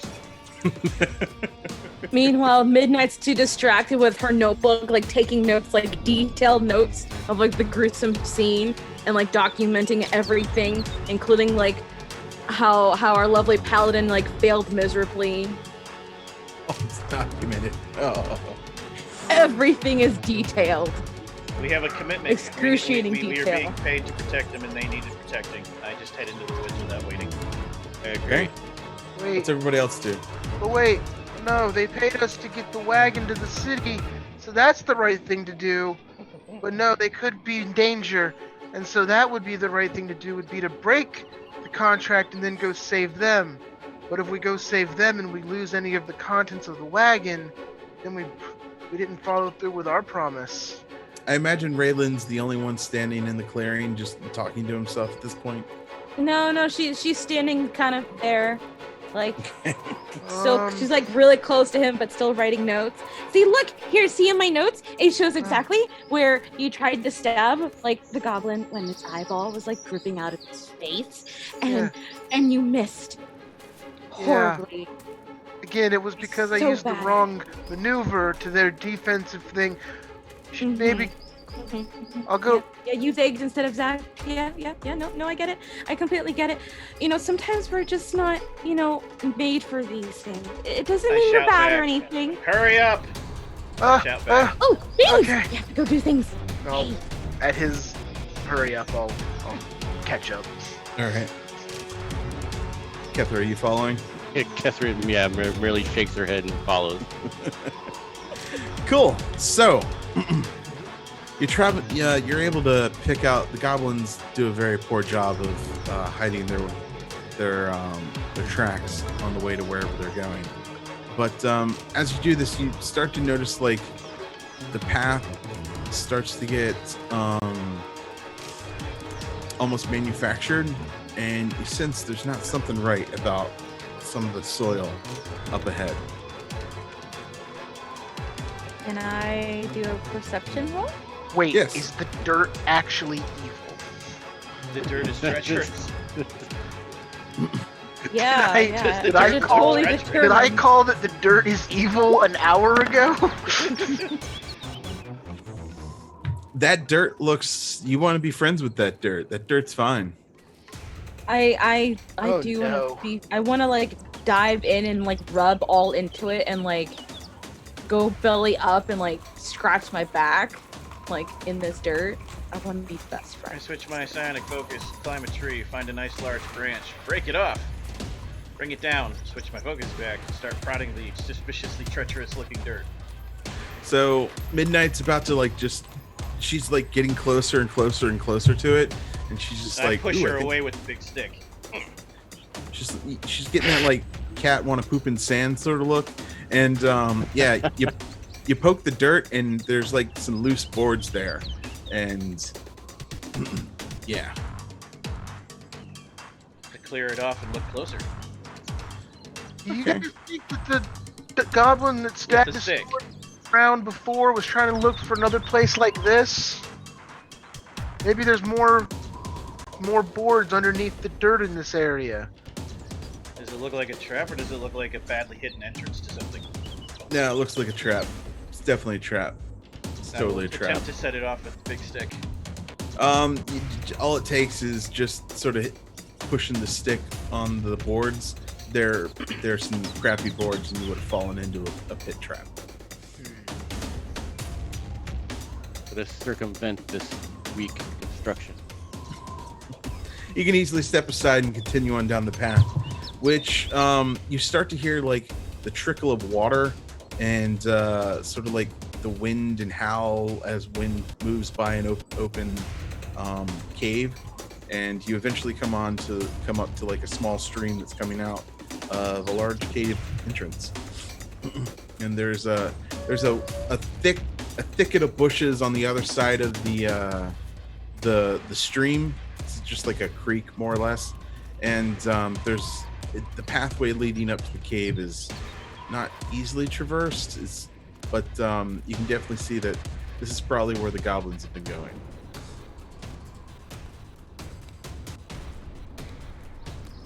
Is it lit? Is it daytime or nighttime? It's like mid-afternoon. Are there any like torches on the inside, or is it just like a dark? Nah, and your intuition gives you that they didn't want to draw attention to this location, and you're just kind of you get the feeling this is where they're going, but there's no signs that anybody actually lives here.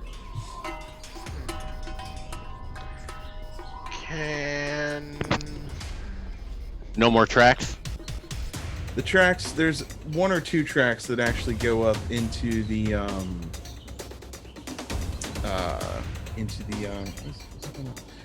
that goes up into the cave mouth.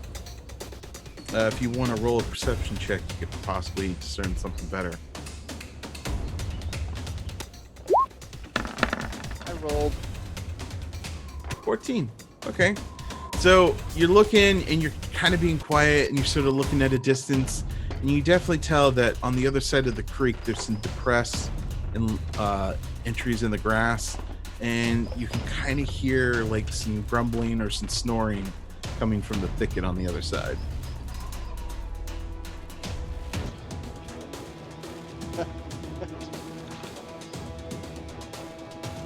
I was gonna use my patented move of turn around and run into the bush again, but apparently that didn't work the first time. You could give it a try. You never know. I'll simply just say, I don't think we're alone. Okay. And I point in the direction that I hear it. No, So- we have each other. He's pointing across Midnight the gets lake, that faraway, distant look. We're never alone. and you do see that there's some thick bushes in the thicket on the other side, but you also notice that there's like two thick bushes, and you can definitely tell that it looks like somebody could like go around the bush and the other bush into what's probably a clearing on the other side. And the bushes don't look... You could dive into the bushes if you wanted to. See what's over there. Is that gonna be the go-to move here? Dive into the bushes. Dive into the bushes. Dive. Rivik, follower of light, are you trained in a pincer move? Yeah, I believe you meant Raylan. Or yeah, Raylan, sorry. Oh, Which are ours. yeah, I think I can do that.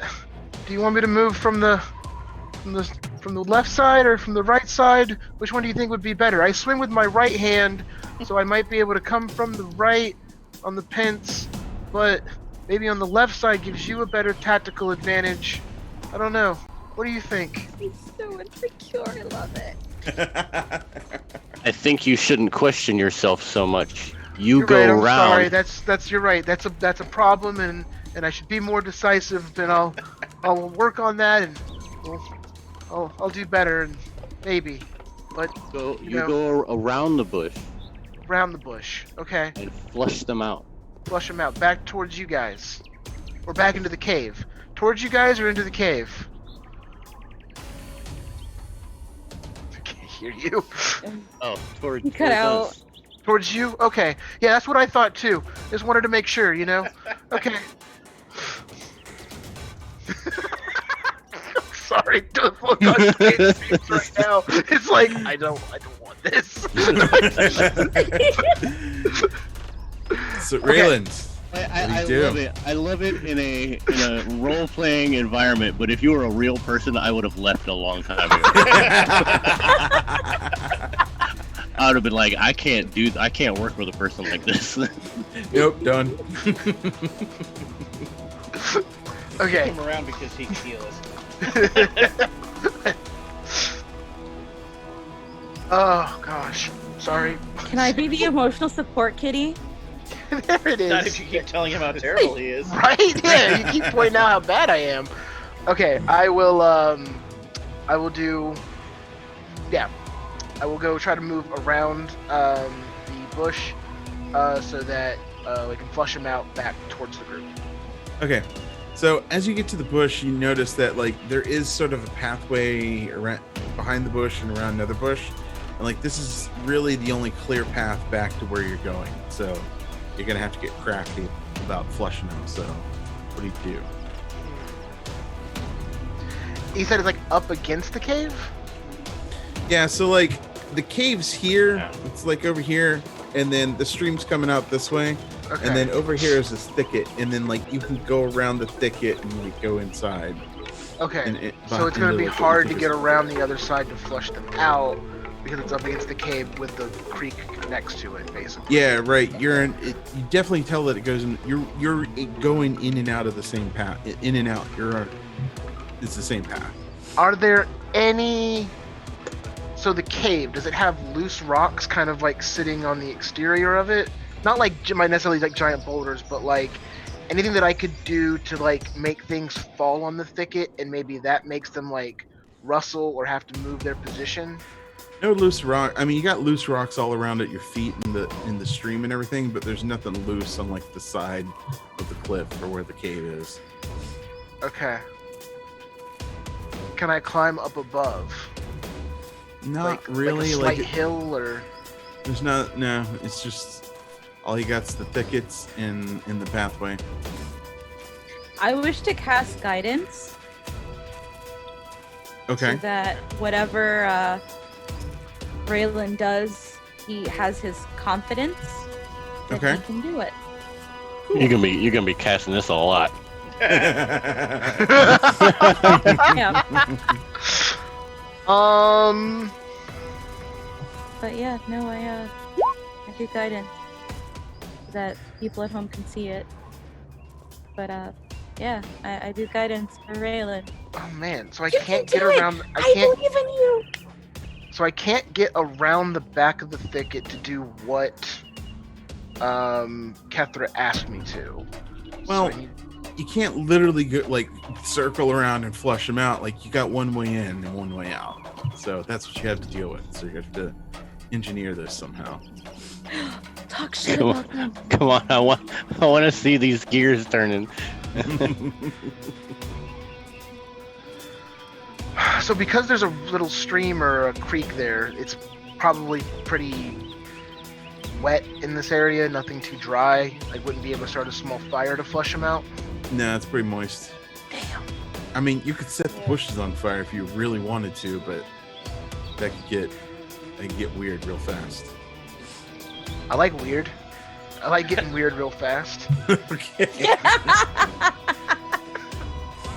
I think we're already there. Yeah, he does. At Voodoo Arcade. Slide into those DMs, ladies. Or Or fellas. dudes. Or you know, fellas. whatever. Yeah. Equal opportunity. Let's see. You know what? Screw it. I'm gonna use that guidance. I'm gonna try to start a fire and burn out these bushes that these guys are hiding in, or these, Okay. these shrubberies. Shrubbery does not look dangerous, but okay, let's see what you do. Okay. This is the thing he's wanting me to flush people out of, right? Like, Yeah. Okay. Mhm. All right. Like the one time in a D&D game where the character doesn't have a tinderbox.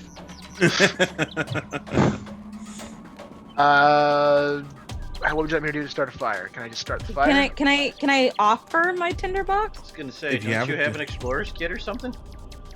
I have candles and flint and whatnot. Yeah. Yeah, you could easily just Okay. strike your flint Yeah, against Yeah. the bush. I And have a try to light I have a it. tinderbox and candles and whatnot. Okay. So you sort of click and strike your flint against the bush, and it does start to smolder and starts a small fire.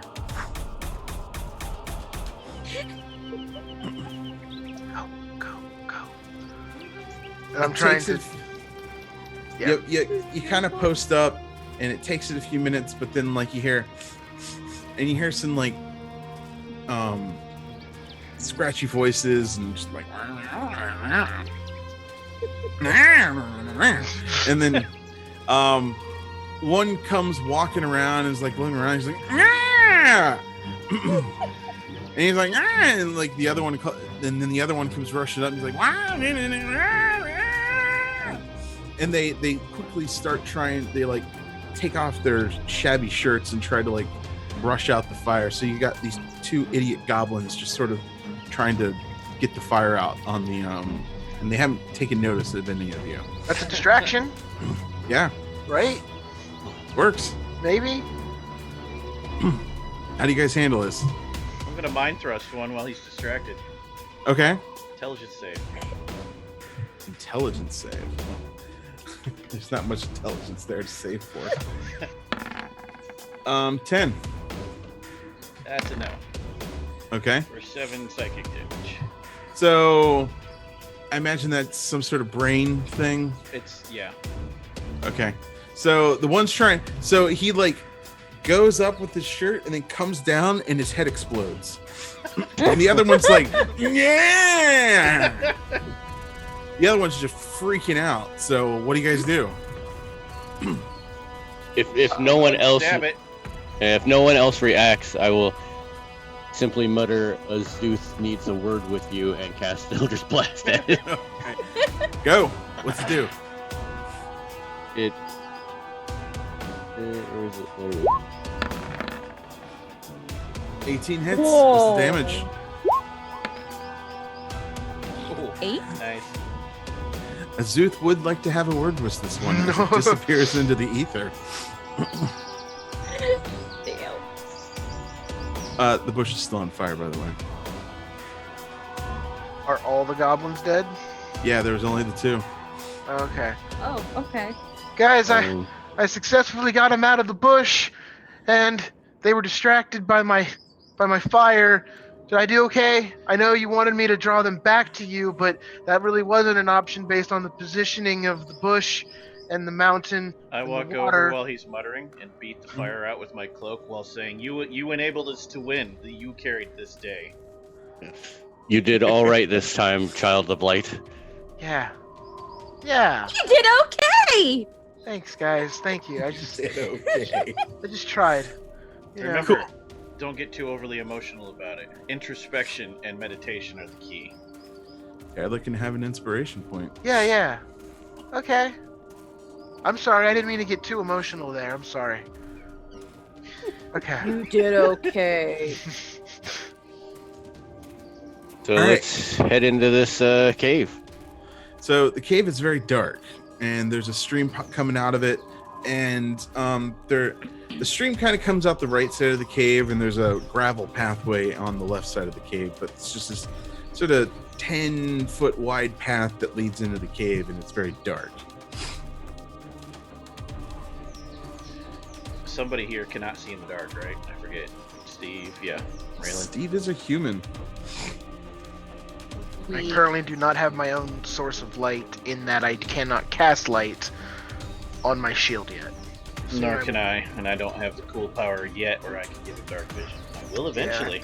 Paladins I- don't get their cantrips until level 2. I do have light. I did Okay. as well. I mean, the coolest thing ever is casting light on a paladin shield. Right. Build a full cast light. There Oh. you go. You have a lit up shield, Steve. All right, cool. So I can seize. All right, cool. All right. May this shield be a beacon for your excellence. Yeah. So you get into the cave, and there is the stream is coming out, goes further back. The light's just enough to see inside of here, and you can see you could continue going forward, or there's an offshoot in the cave to your right. Do we have to cross the water to get to that offshoot? It's not deep. It comes up to like your ankles and high shins. But it's and- water. Oh, You're asking a cat to get in water. I mean, Maybe don't. you're like a tiger or a jaguar, and you're really good at swimming. Yeah, you could be one of those. I mean, all cats are good at swimming. Not all cats like water. do you like water? No. Okay. I like drinking So, it, but I don't you like may- getting wet. You're very precarious in how you step inside here, but there is a clear path where you don't have to get into the water if you don't want to. So the last will thing in the take world anyone wants is Raylan having to choose a fork in the I was road. about to say, I will walk up beside Raylan and motion to all of them to follow me, and I turn to the right. You go to the right. Okay. So Raylan, this comes. thank you for making the decision. It doesn't take long for this side passage to go down to a step of like fashioned stone steps.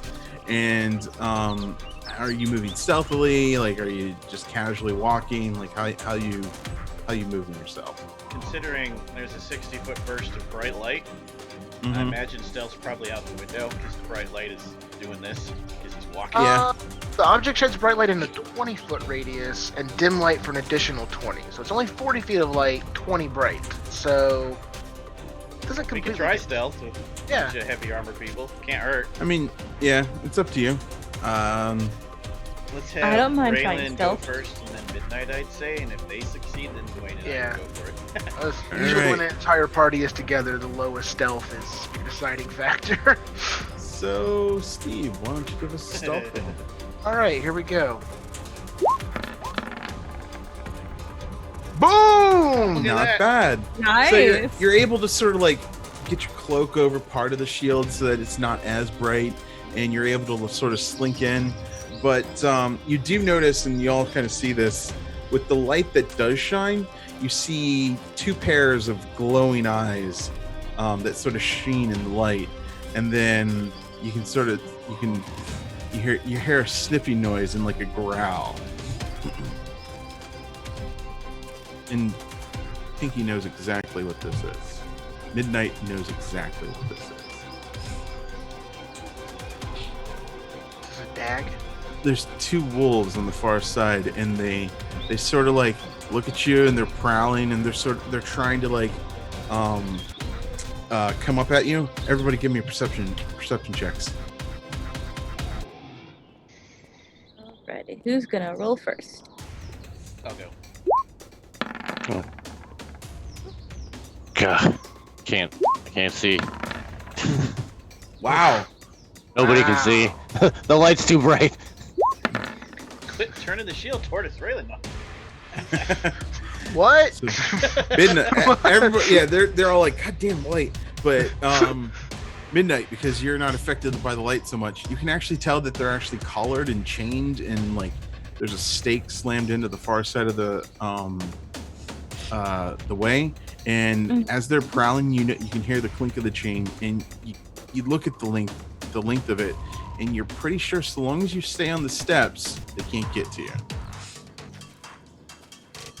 But they're eyeing you. They're like, they're chaotic hungry. Oh. So me at 2:00 in the morning. Right. Okay. Well, she releases information. Hey guys. My worst enemies are like over there, and they're kind of like eyeing me, and I guess they're kind of looking at you too, and they want to go champa champa, and we don't want that. So let's stay on this side, and they won't go champa champa. I continue on taking the path she's directed me to. So what she's basically telling you is that as long as you stay on the steps, you're fine. You can't move further into the room because the length of their chain just allows them the length of the room, or the circumference of the room. Does his So- light or my dark vision show another exit out of this room, or is it a contained room? With your, you didn't really. You could roll another perception check if you wanted to see if you see anything. Now that you're sort of trying to focus on the other side. 20. So Hey, you do see nice. a very, very narrow path on the other side where, like, it's not a path. It's actually like a crack in the wall that you think you might be able to slip through if you really tried.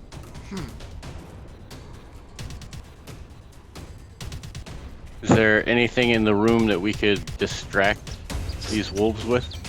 No, but there's something outside the cave you could distract them with. A dead body. Let's feed them the goblins. Can we feed them the goblins? Can we feed them Yeah. the goblins? Well, that Yes, I want to seems feed them the like goblins. desecrating bodies. I don't know if that's Oh, they're dead. Who okay. cares? They're dead. It's okay. Right? No, but yeah, but You're there's food for hungry animals, so that's probably okay. While he's still talking, Midnight's already like walked away. She's left, and while he's like in the middle of the end, she's like dragging the two bodies. Okay, I need one of you to help me like grab this leg so we can swing it over. You only have one body because the other one was taken off into the ether by the Seeker. Oh, that's right. Went to go talk Well, to his she dude. still needs help to swing it over because she can only drag it so far, but she can't swing it. So she needs someone to grab the feet so we can kind of like. Rivik Woo! clearly disapproves Use of this momentum plan, to- but understands there is no other option, and therefore it's midnight. Okay, so you toss the body in, and they quickly just ravage the thing. They're hungry as hell, and they kind of look at you slightly approvingly, and then just go back to their meal. I tell Raylan sometimes you must compromise, even when it is disagreeable. And I head towards the crack. All right.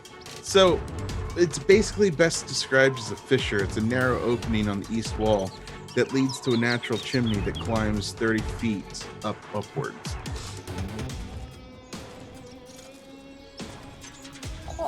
Is it big enough for all of us to get through? You could one by one it, and you also notice at the end that it looks like it's been used as like a trash hole from whatever's on the other side, because it's just like refuse just spilling out the bottom of it. So we're climbing up the poop chute. Midnight. Not the poop chute. You're climbing up the garbage disposal. Lady Midnight, perhaps with your natural skills, you could go up first and see what there is to see before we all cram our way through here. Meaning you can climb. Aye, aye, Capitan. Aka does the thing. I climb. You don't actually What have would to you like roll me to for roll that. for that? Okay. Yeah, you can literally Yay. climb.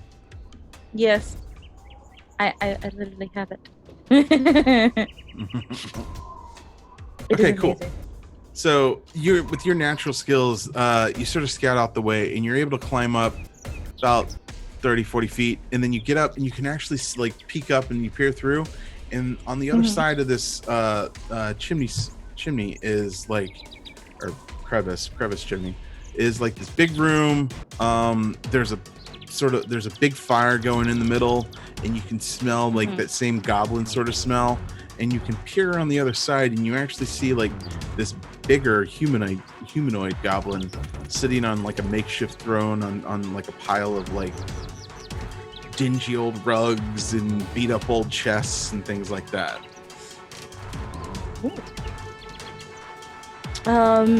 Would rolling for insight give me information on who this guy is? Like if I've seen him before? You just know random bandit, basically. Like it's a hobgoblin. Bad guy. But go ahead and roll.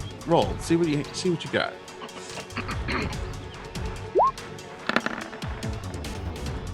Yeah, it's just a bad guy. No, just a bad guy. Yeah. And you Okay. also know that there's a couple other goblins like huddled by the fire, and this big old goblinoid dude is just sort of like petting this wolf creature. Only we had another goblin on it. Damn it. Okay.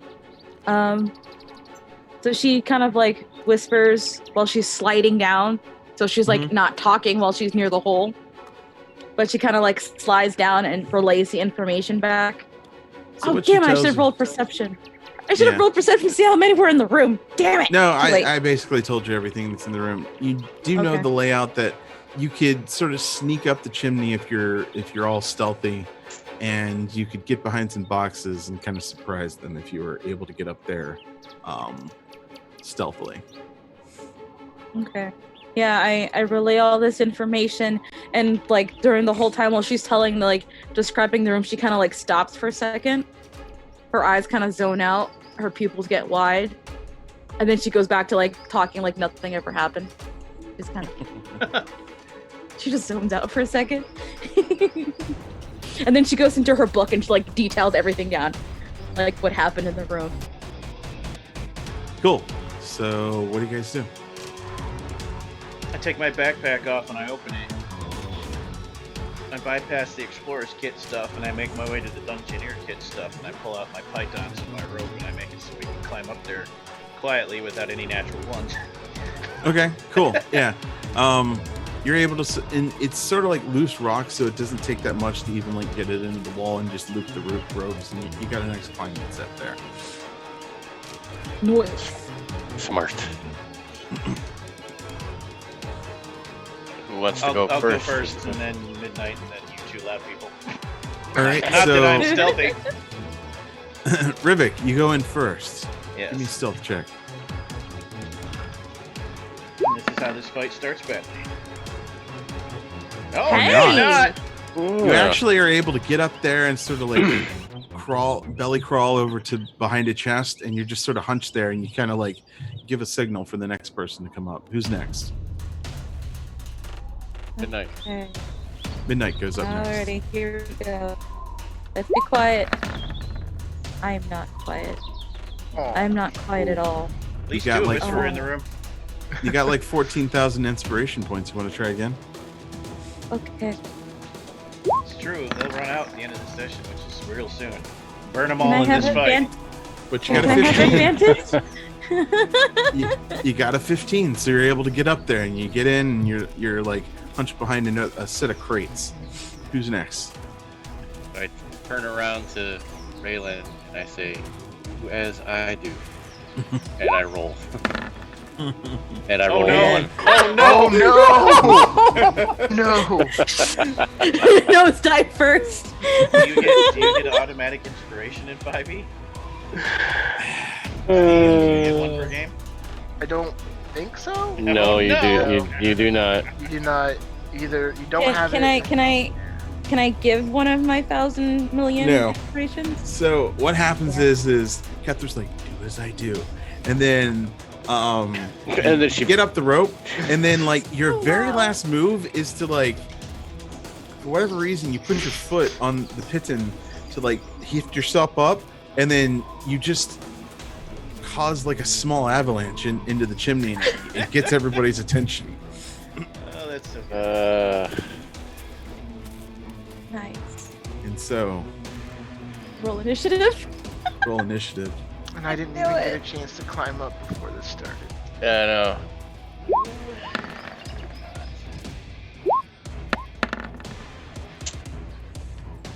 Nice.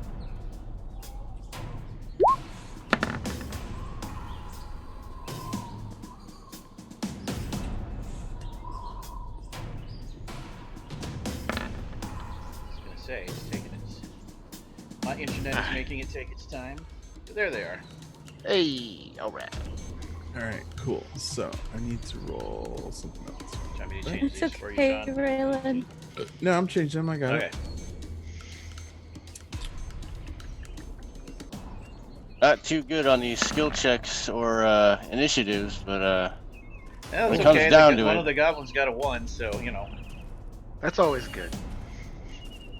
Oh, remember, Steve, you didn't use my guidance yet, so you still have that for your, if No, you that need wears off. You're not Oh, Yeah. yeah. That only lasts a turn. Aw. I appreciate that though. Well, you'll get it next time. It's okay. Okay. Midnight's got your back. Maybe this time it'll put him in the Appreciate right you. order.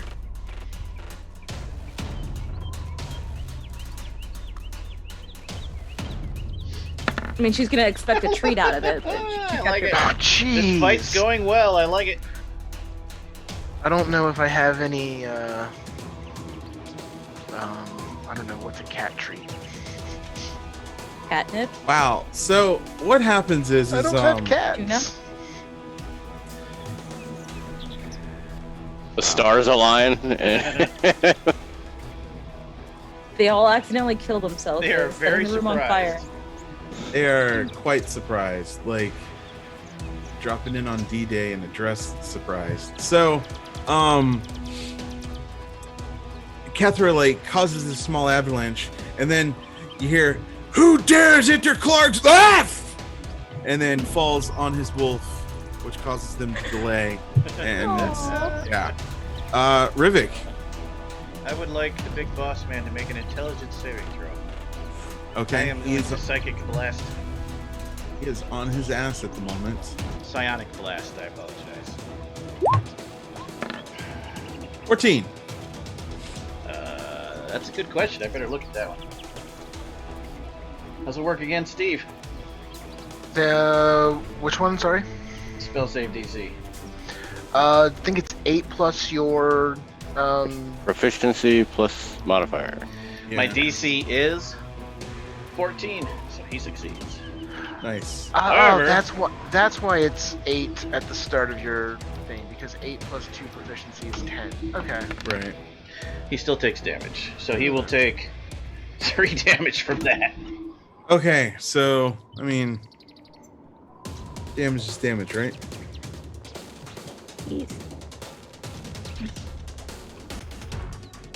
He slips, falls, and you watch him like hold his head. He's like, ow!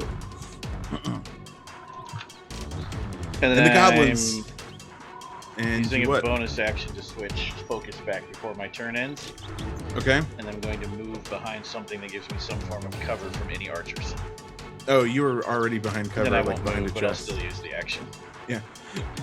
Cool. So, the goblins scramble up, and they're like, and they don't really know what's going on, but they know that it's so they run over there, and one kind of comes up on Kethra and is like, and tries to hit you. I love your goblin noises. So Does a awesome. 10 hit you? Very good. No, it does not. So you're kind of rolling around because you're not quite up yet, and like he's just like slashing it and throwing his scimitar down on the ground. And you're just like, yeah, whoa, hey, no. And another one comes up, and he's not quite sure who to attack or what to do. He's just sort of paused for a moment. Midnight. There's two goblins Yeah. and a topped over hobgoblin and wolf. What do you do?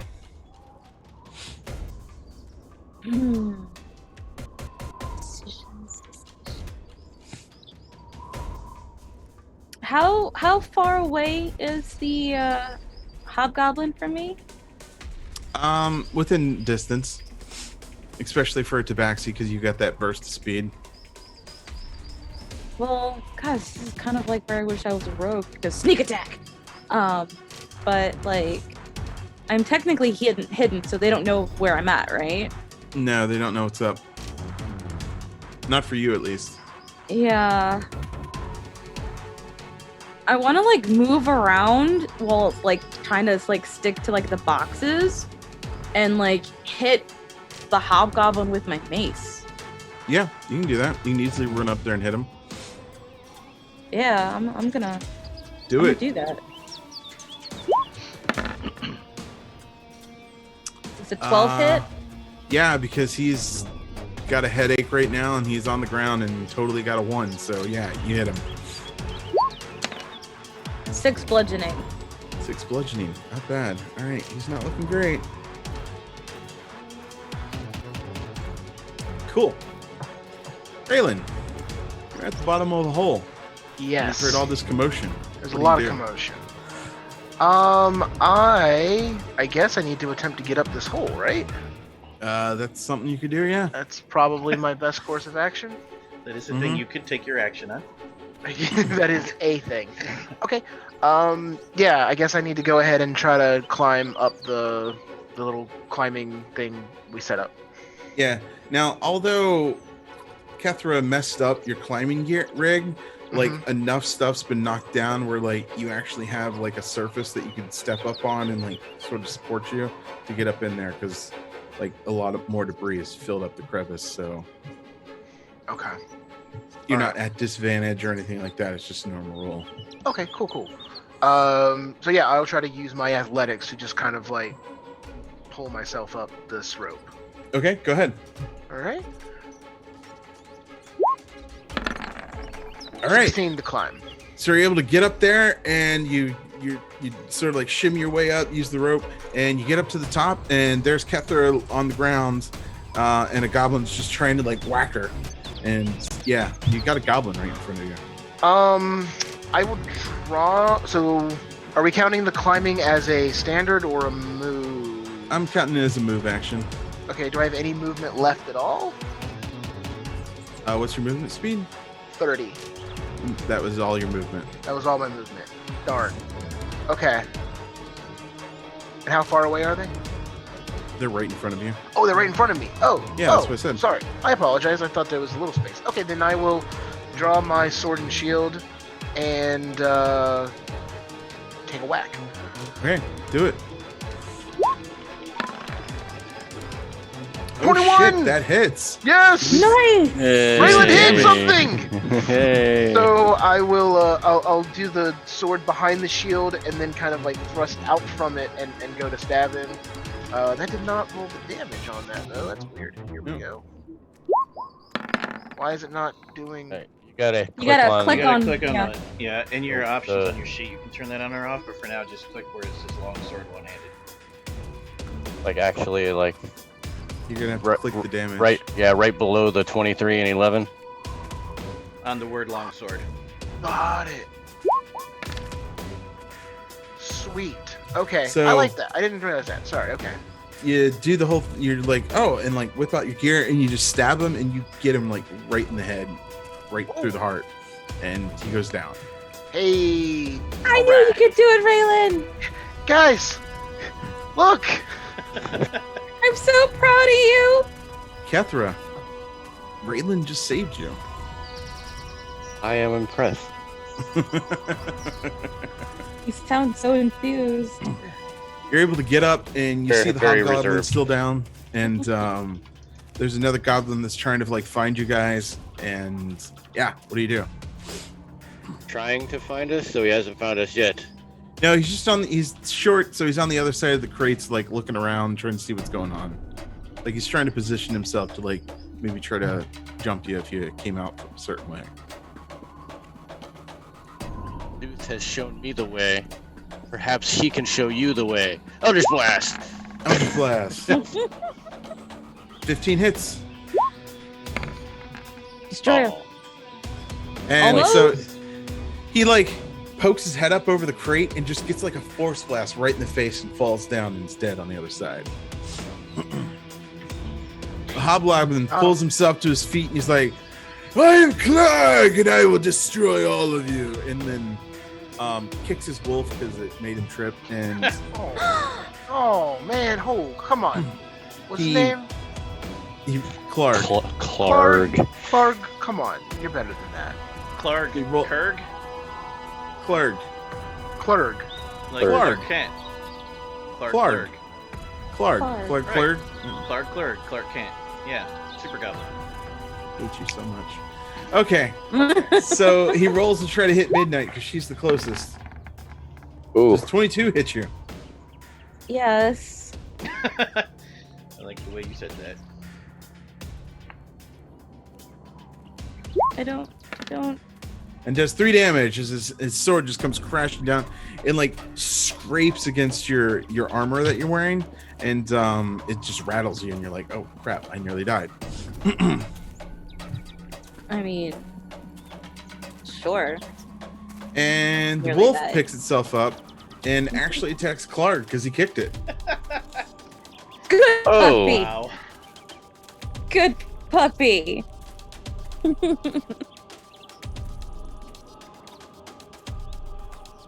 What is the damage, though?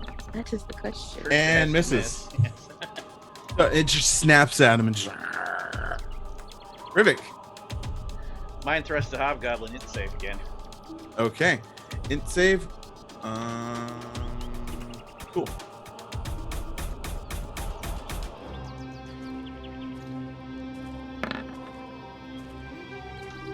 Utterly fails.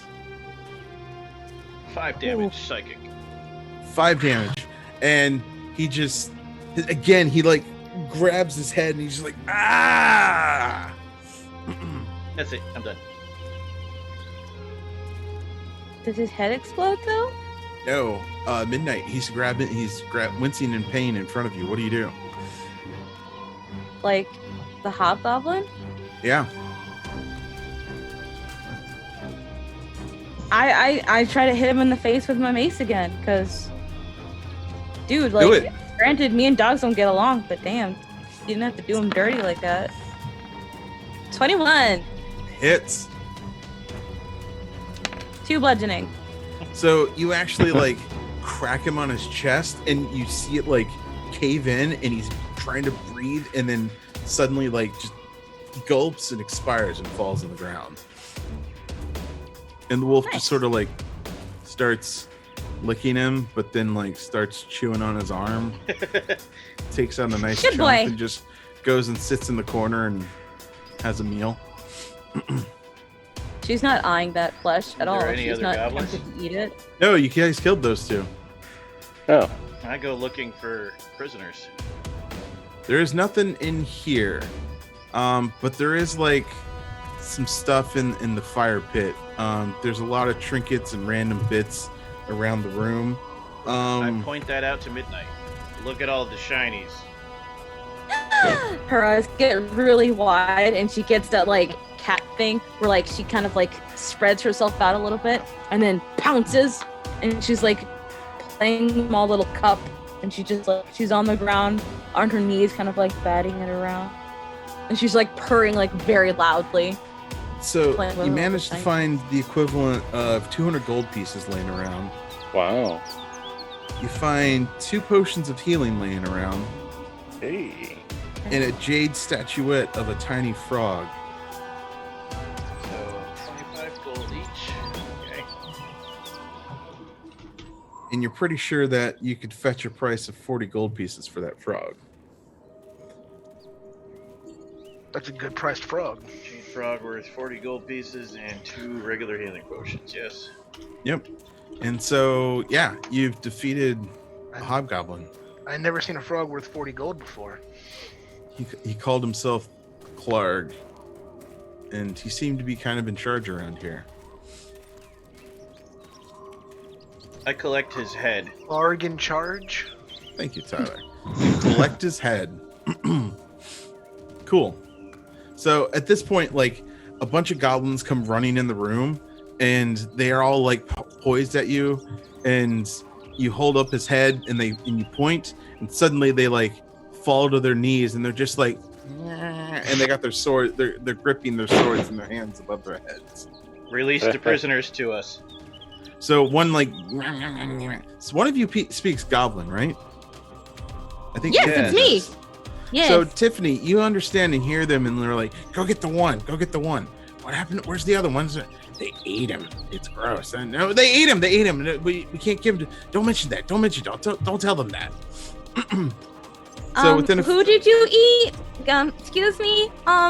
You ate someone? Oh shit, she understands us. We didn't say we ate a wolf. Yeah, we ate a wolf. We totally ate a wolf. Can I do insight to see if they're lying? Sure. Add advantage because you know they're lying.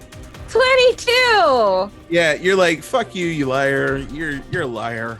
Big liar You know, face. I heard that Liar people face. who lie, their noses are like really long, and I didn't want to say anything because you're goblins, but like your nose is like really big. Like all of them drop their swords and like hold their noses, and they're like, and they just kind of silently sit there. Within a few minutes, they produce and they bring back. Where did that person's name go? Our boss? Oh, unfortunately not. Sildar. That's the one they ate. They ate our boss. Sildar something hand. Sildar something hand. Yeah. Where's that? I had it. Oh, yeah. Here we go. Sildar Hallwinter. Totally nailed it. Totally.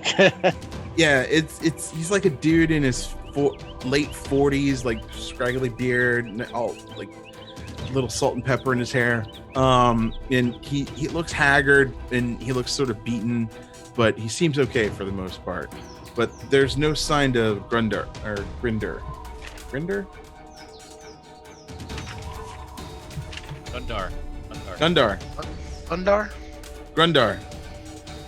Gundrin. I'll Nailed ask it. him. Where's Gundren? He's like, I don't know. They separated us. They took me to one way and they took him the other way. Midnight, couldn't ask him tell where you. Gundren is. Say please. Please. Okay. And so she asks as nicely as she can, and make sure she throws in the fact that the big guy over there, and she points to Rivik. If he could do that to your boss, you don't want to know what he's gonna do to you if you don't tell us where our boss is. They point to their stomachs. So remember how I said that they ate somebody? Yeah. I see that, and no facial reaction at all. That's unfortunate. I guess we complete the contract by delivering his goods. Let's go. I drop the head, turn around, and walk away. Fair enough. Does anybody else do anything else? I asked the goblins what did he taste like, and I document the answer. Yeah, that's a really morbid conversation that you're having with them. You're taking really distinct notes on how it tastes like chicken and pork together. Yeah, it's a weird conversation, but yeah. Anybody else do anything?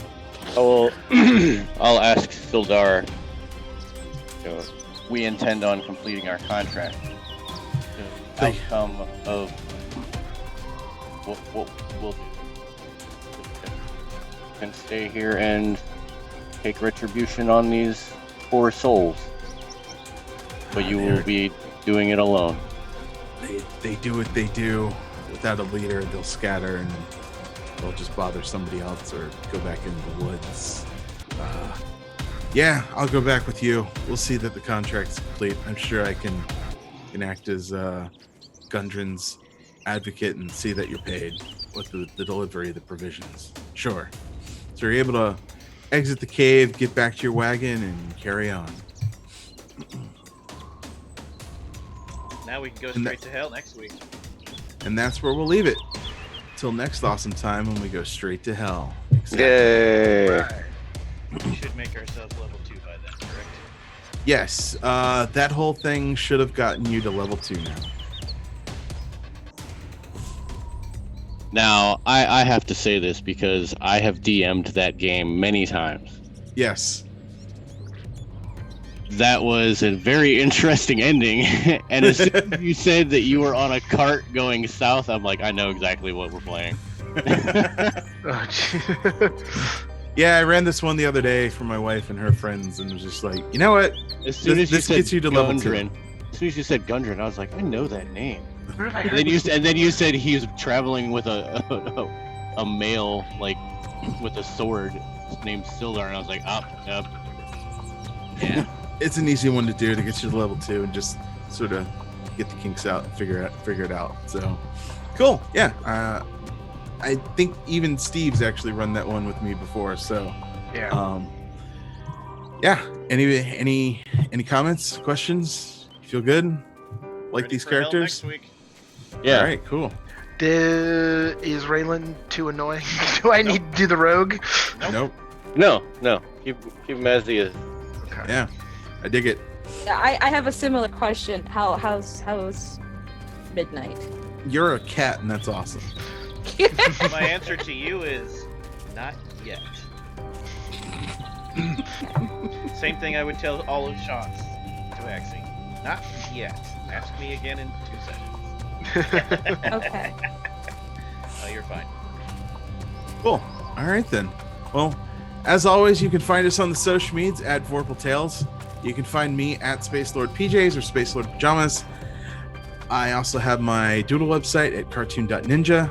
Everyone plug your pluggables. What's your Twitter, Instagram, whatever's, where can people find you? Tyler? You can find me as Eldritch Echoes on the interwebs.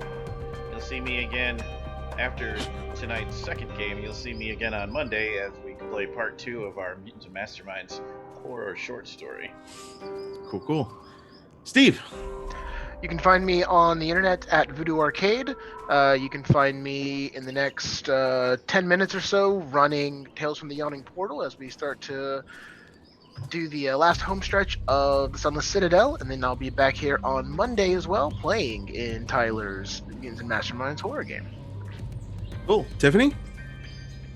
So, I am at Inuhime88 on Twitter, and you can find me at Pinky_Pie88 at TikTok. I definitely post a lot of D&D kind of stuff. So yeah. And then this is my cat, Midnight, who is my inspiration for my character. He does not look happy. He's like, He never looks happy. He's a going to cat. kill. Look at that. Look at that. That cat is Look- an assassin rogue. I was gonna say, look at that killer right there. He's a killer of sleep who will wake you up for no reason and just to go after your toes. He's a Dwayne. good boy though. Where can people find you? Me, I can be found on the interwebs at Made of Kimchi. I will also be playing in the next game this evening, or kind of this morning. And I won't be playing again until you won't see me again until next Thursday on our recap. Cool. All right. Well, Snurker Snacks, you don't have to go home, but you can't keep playing this game tonight. Stay tuned for Tales of the Yawning Portal. Remember to slap that like and subscribe. And for the love of the dice, game on.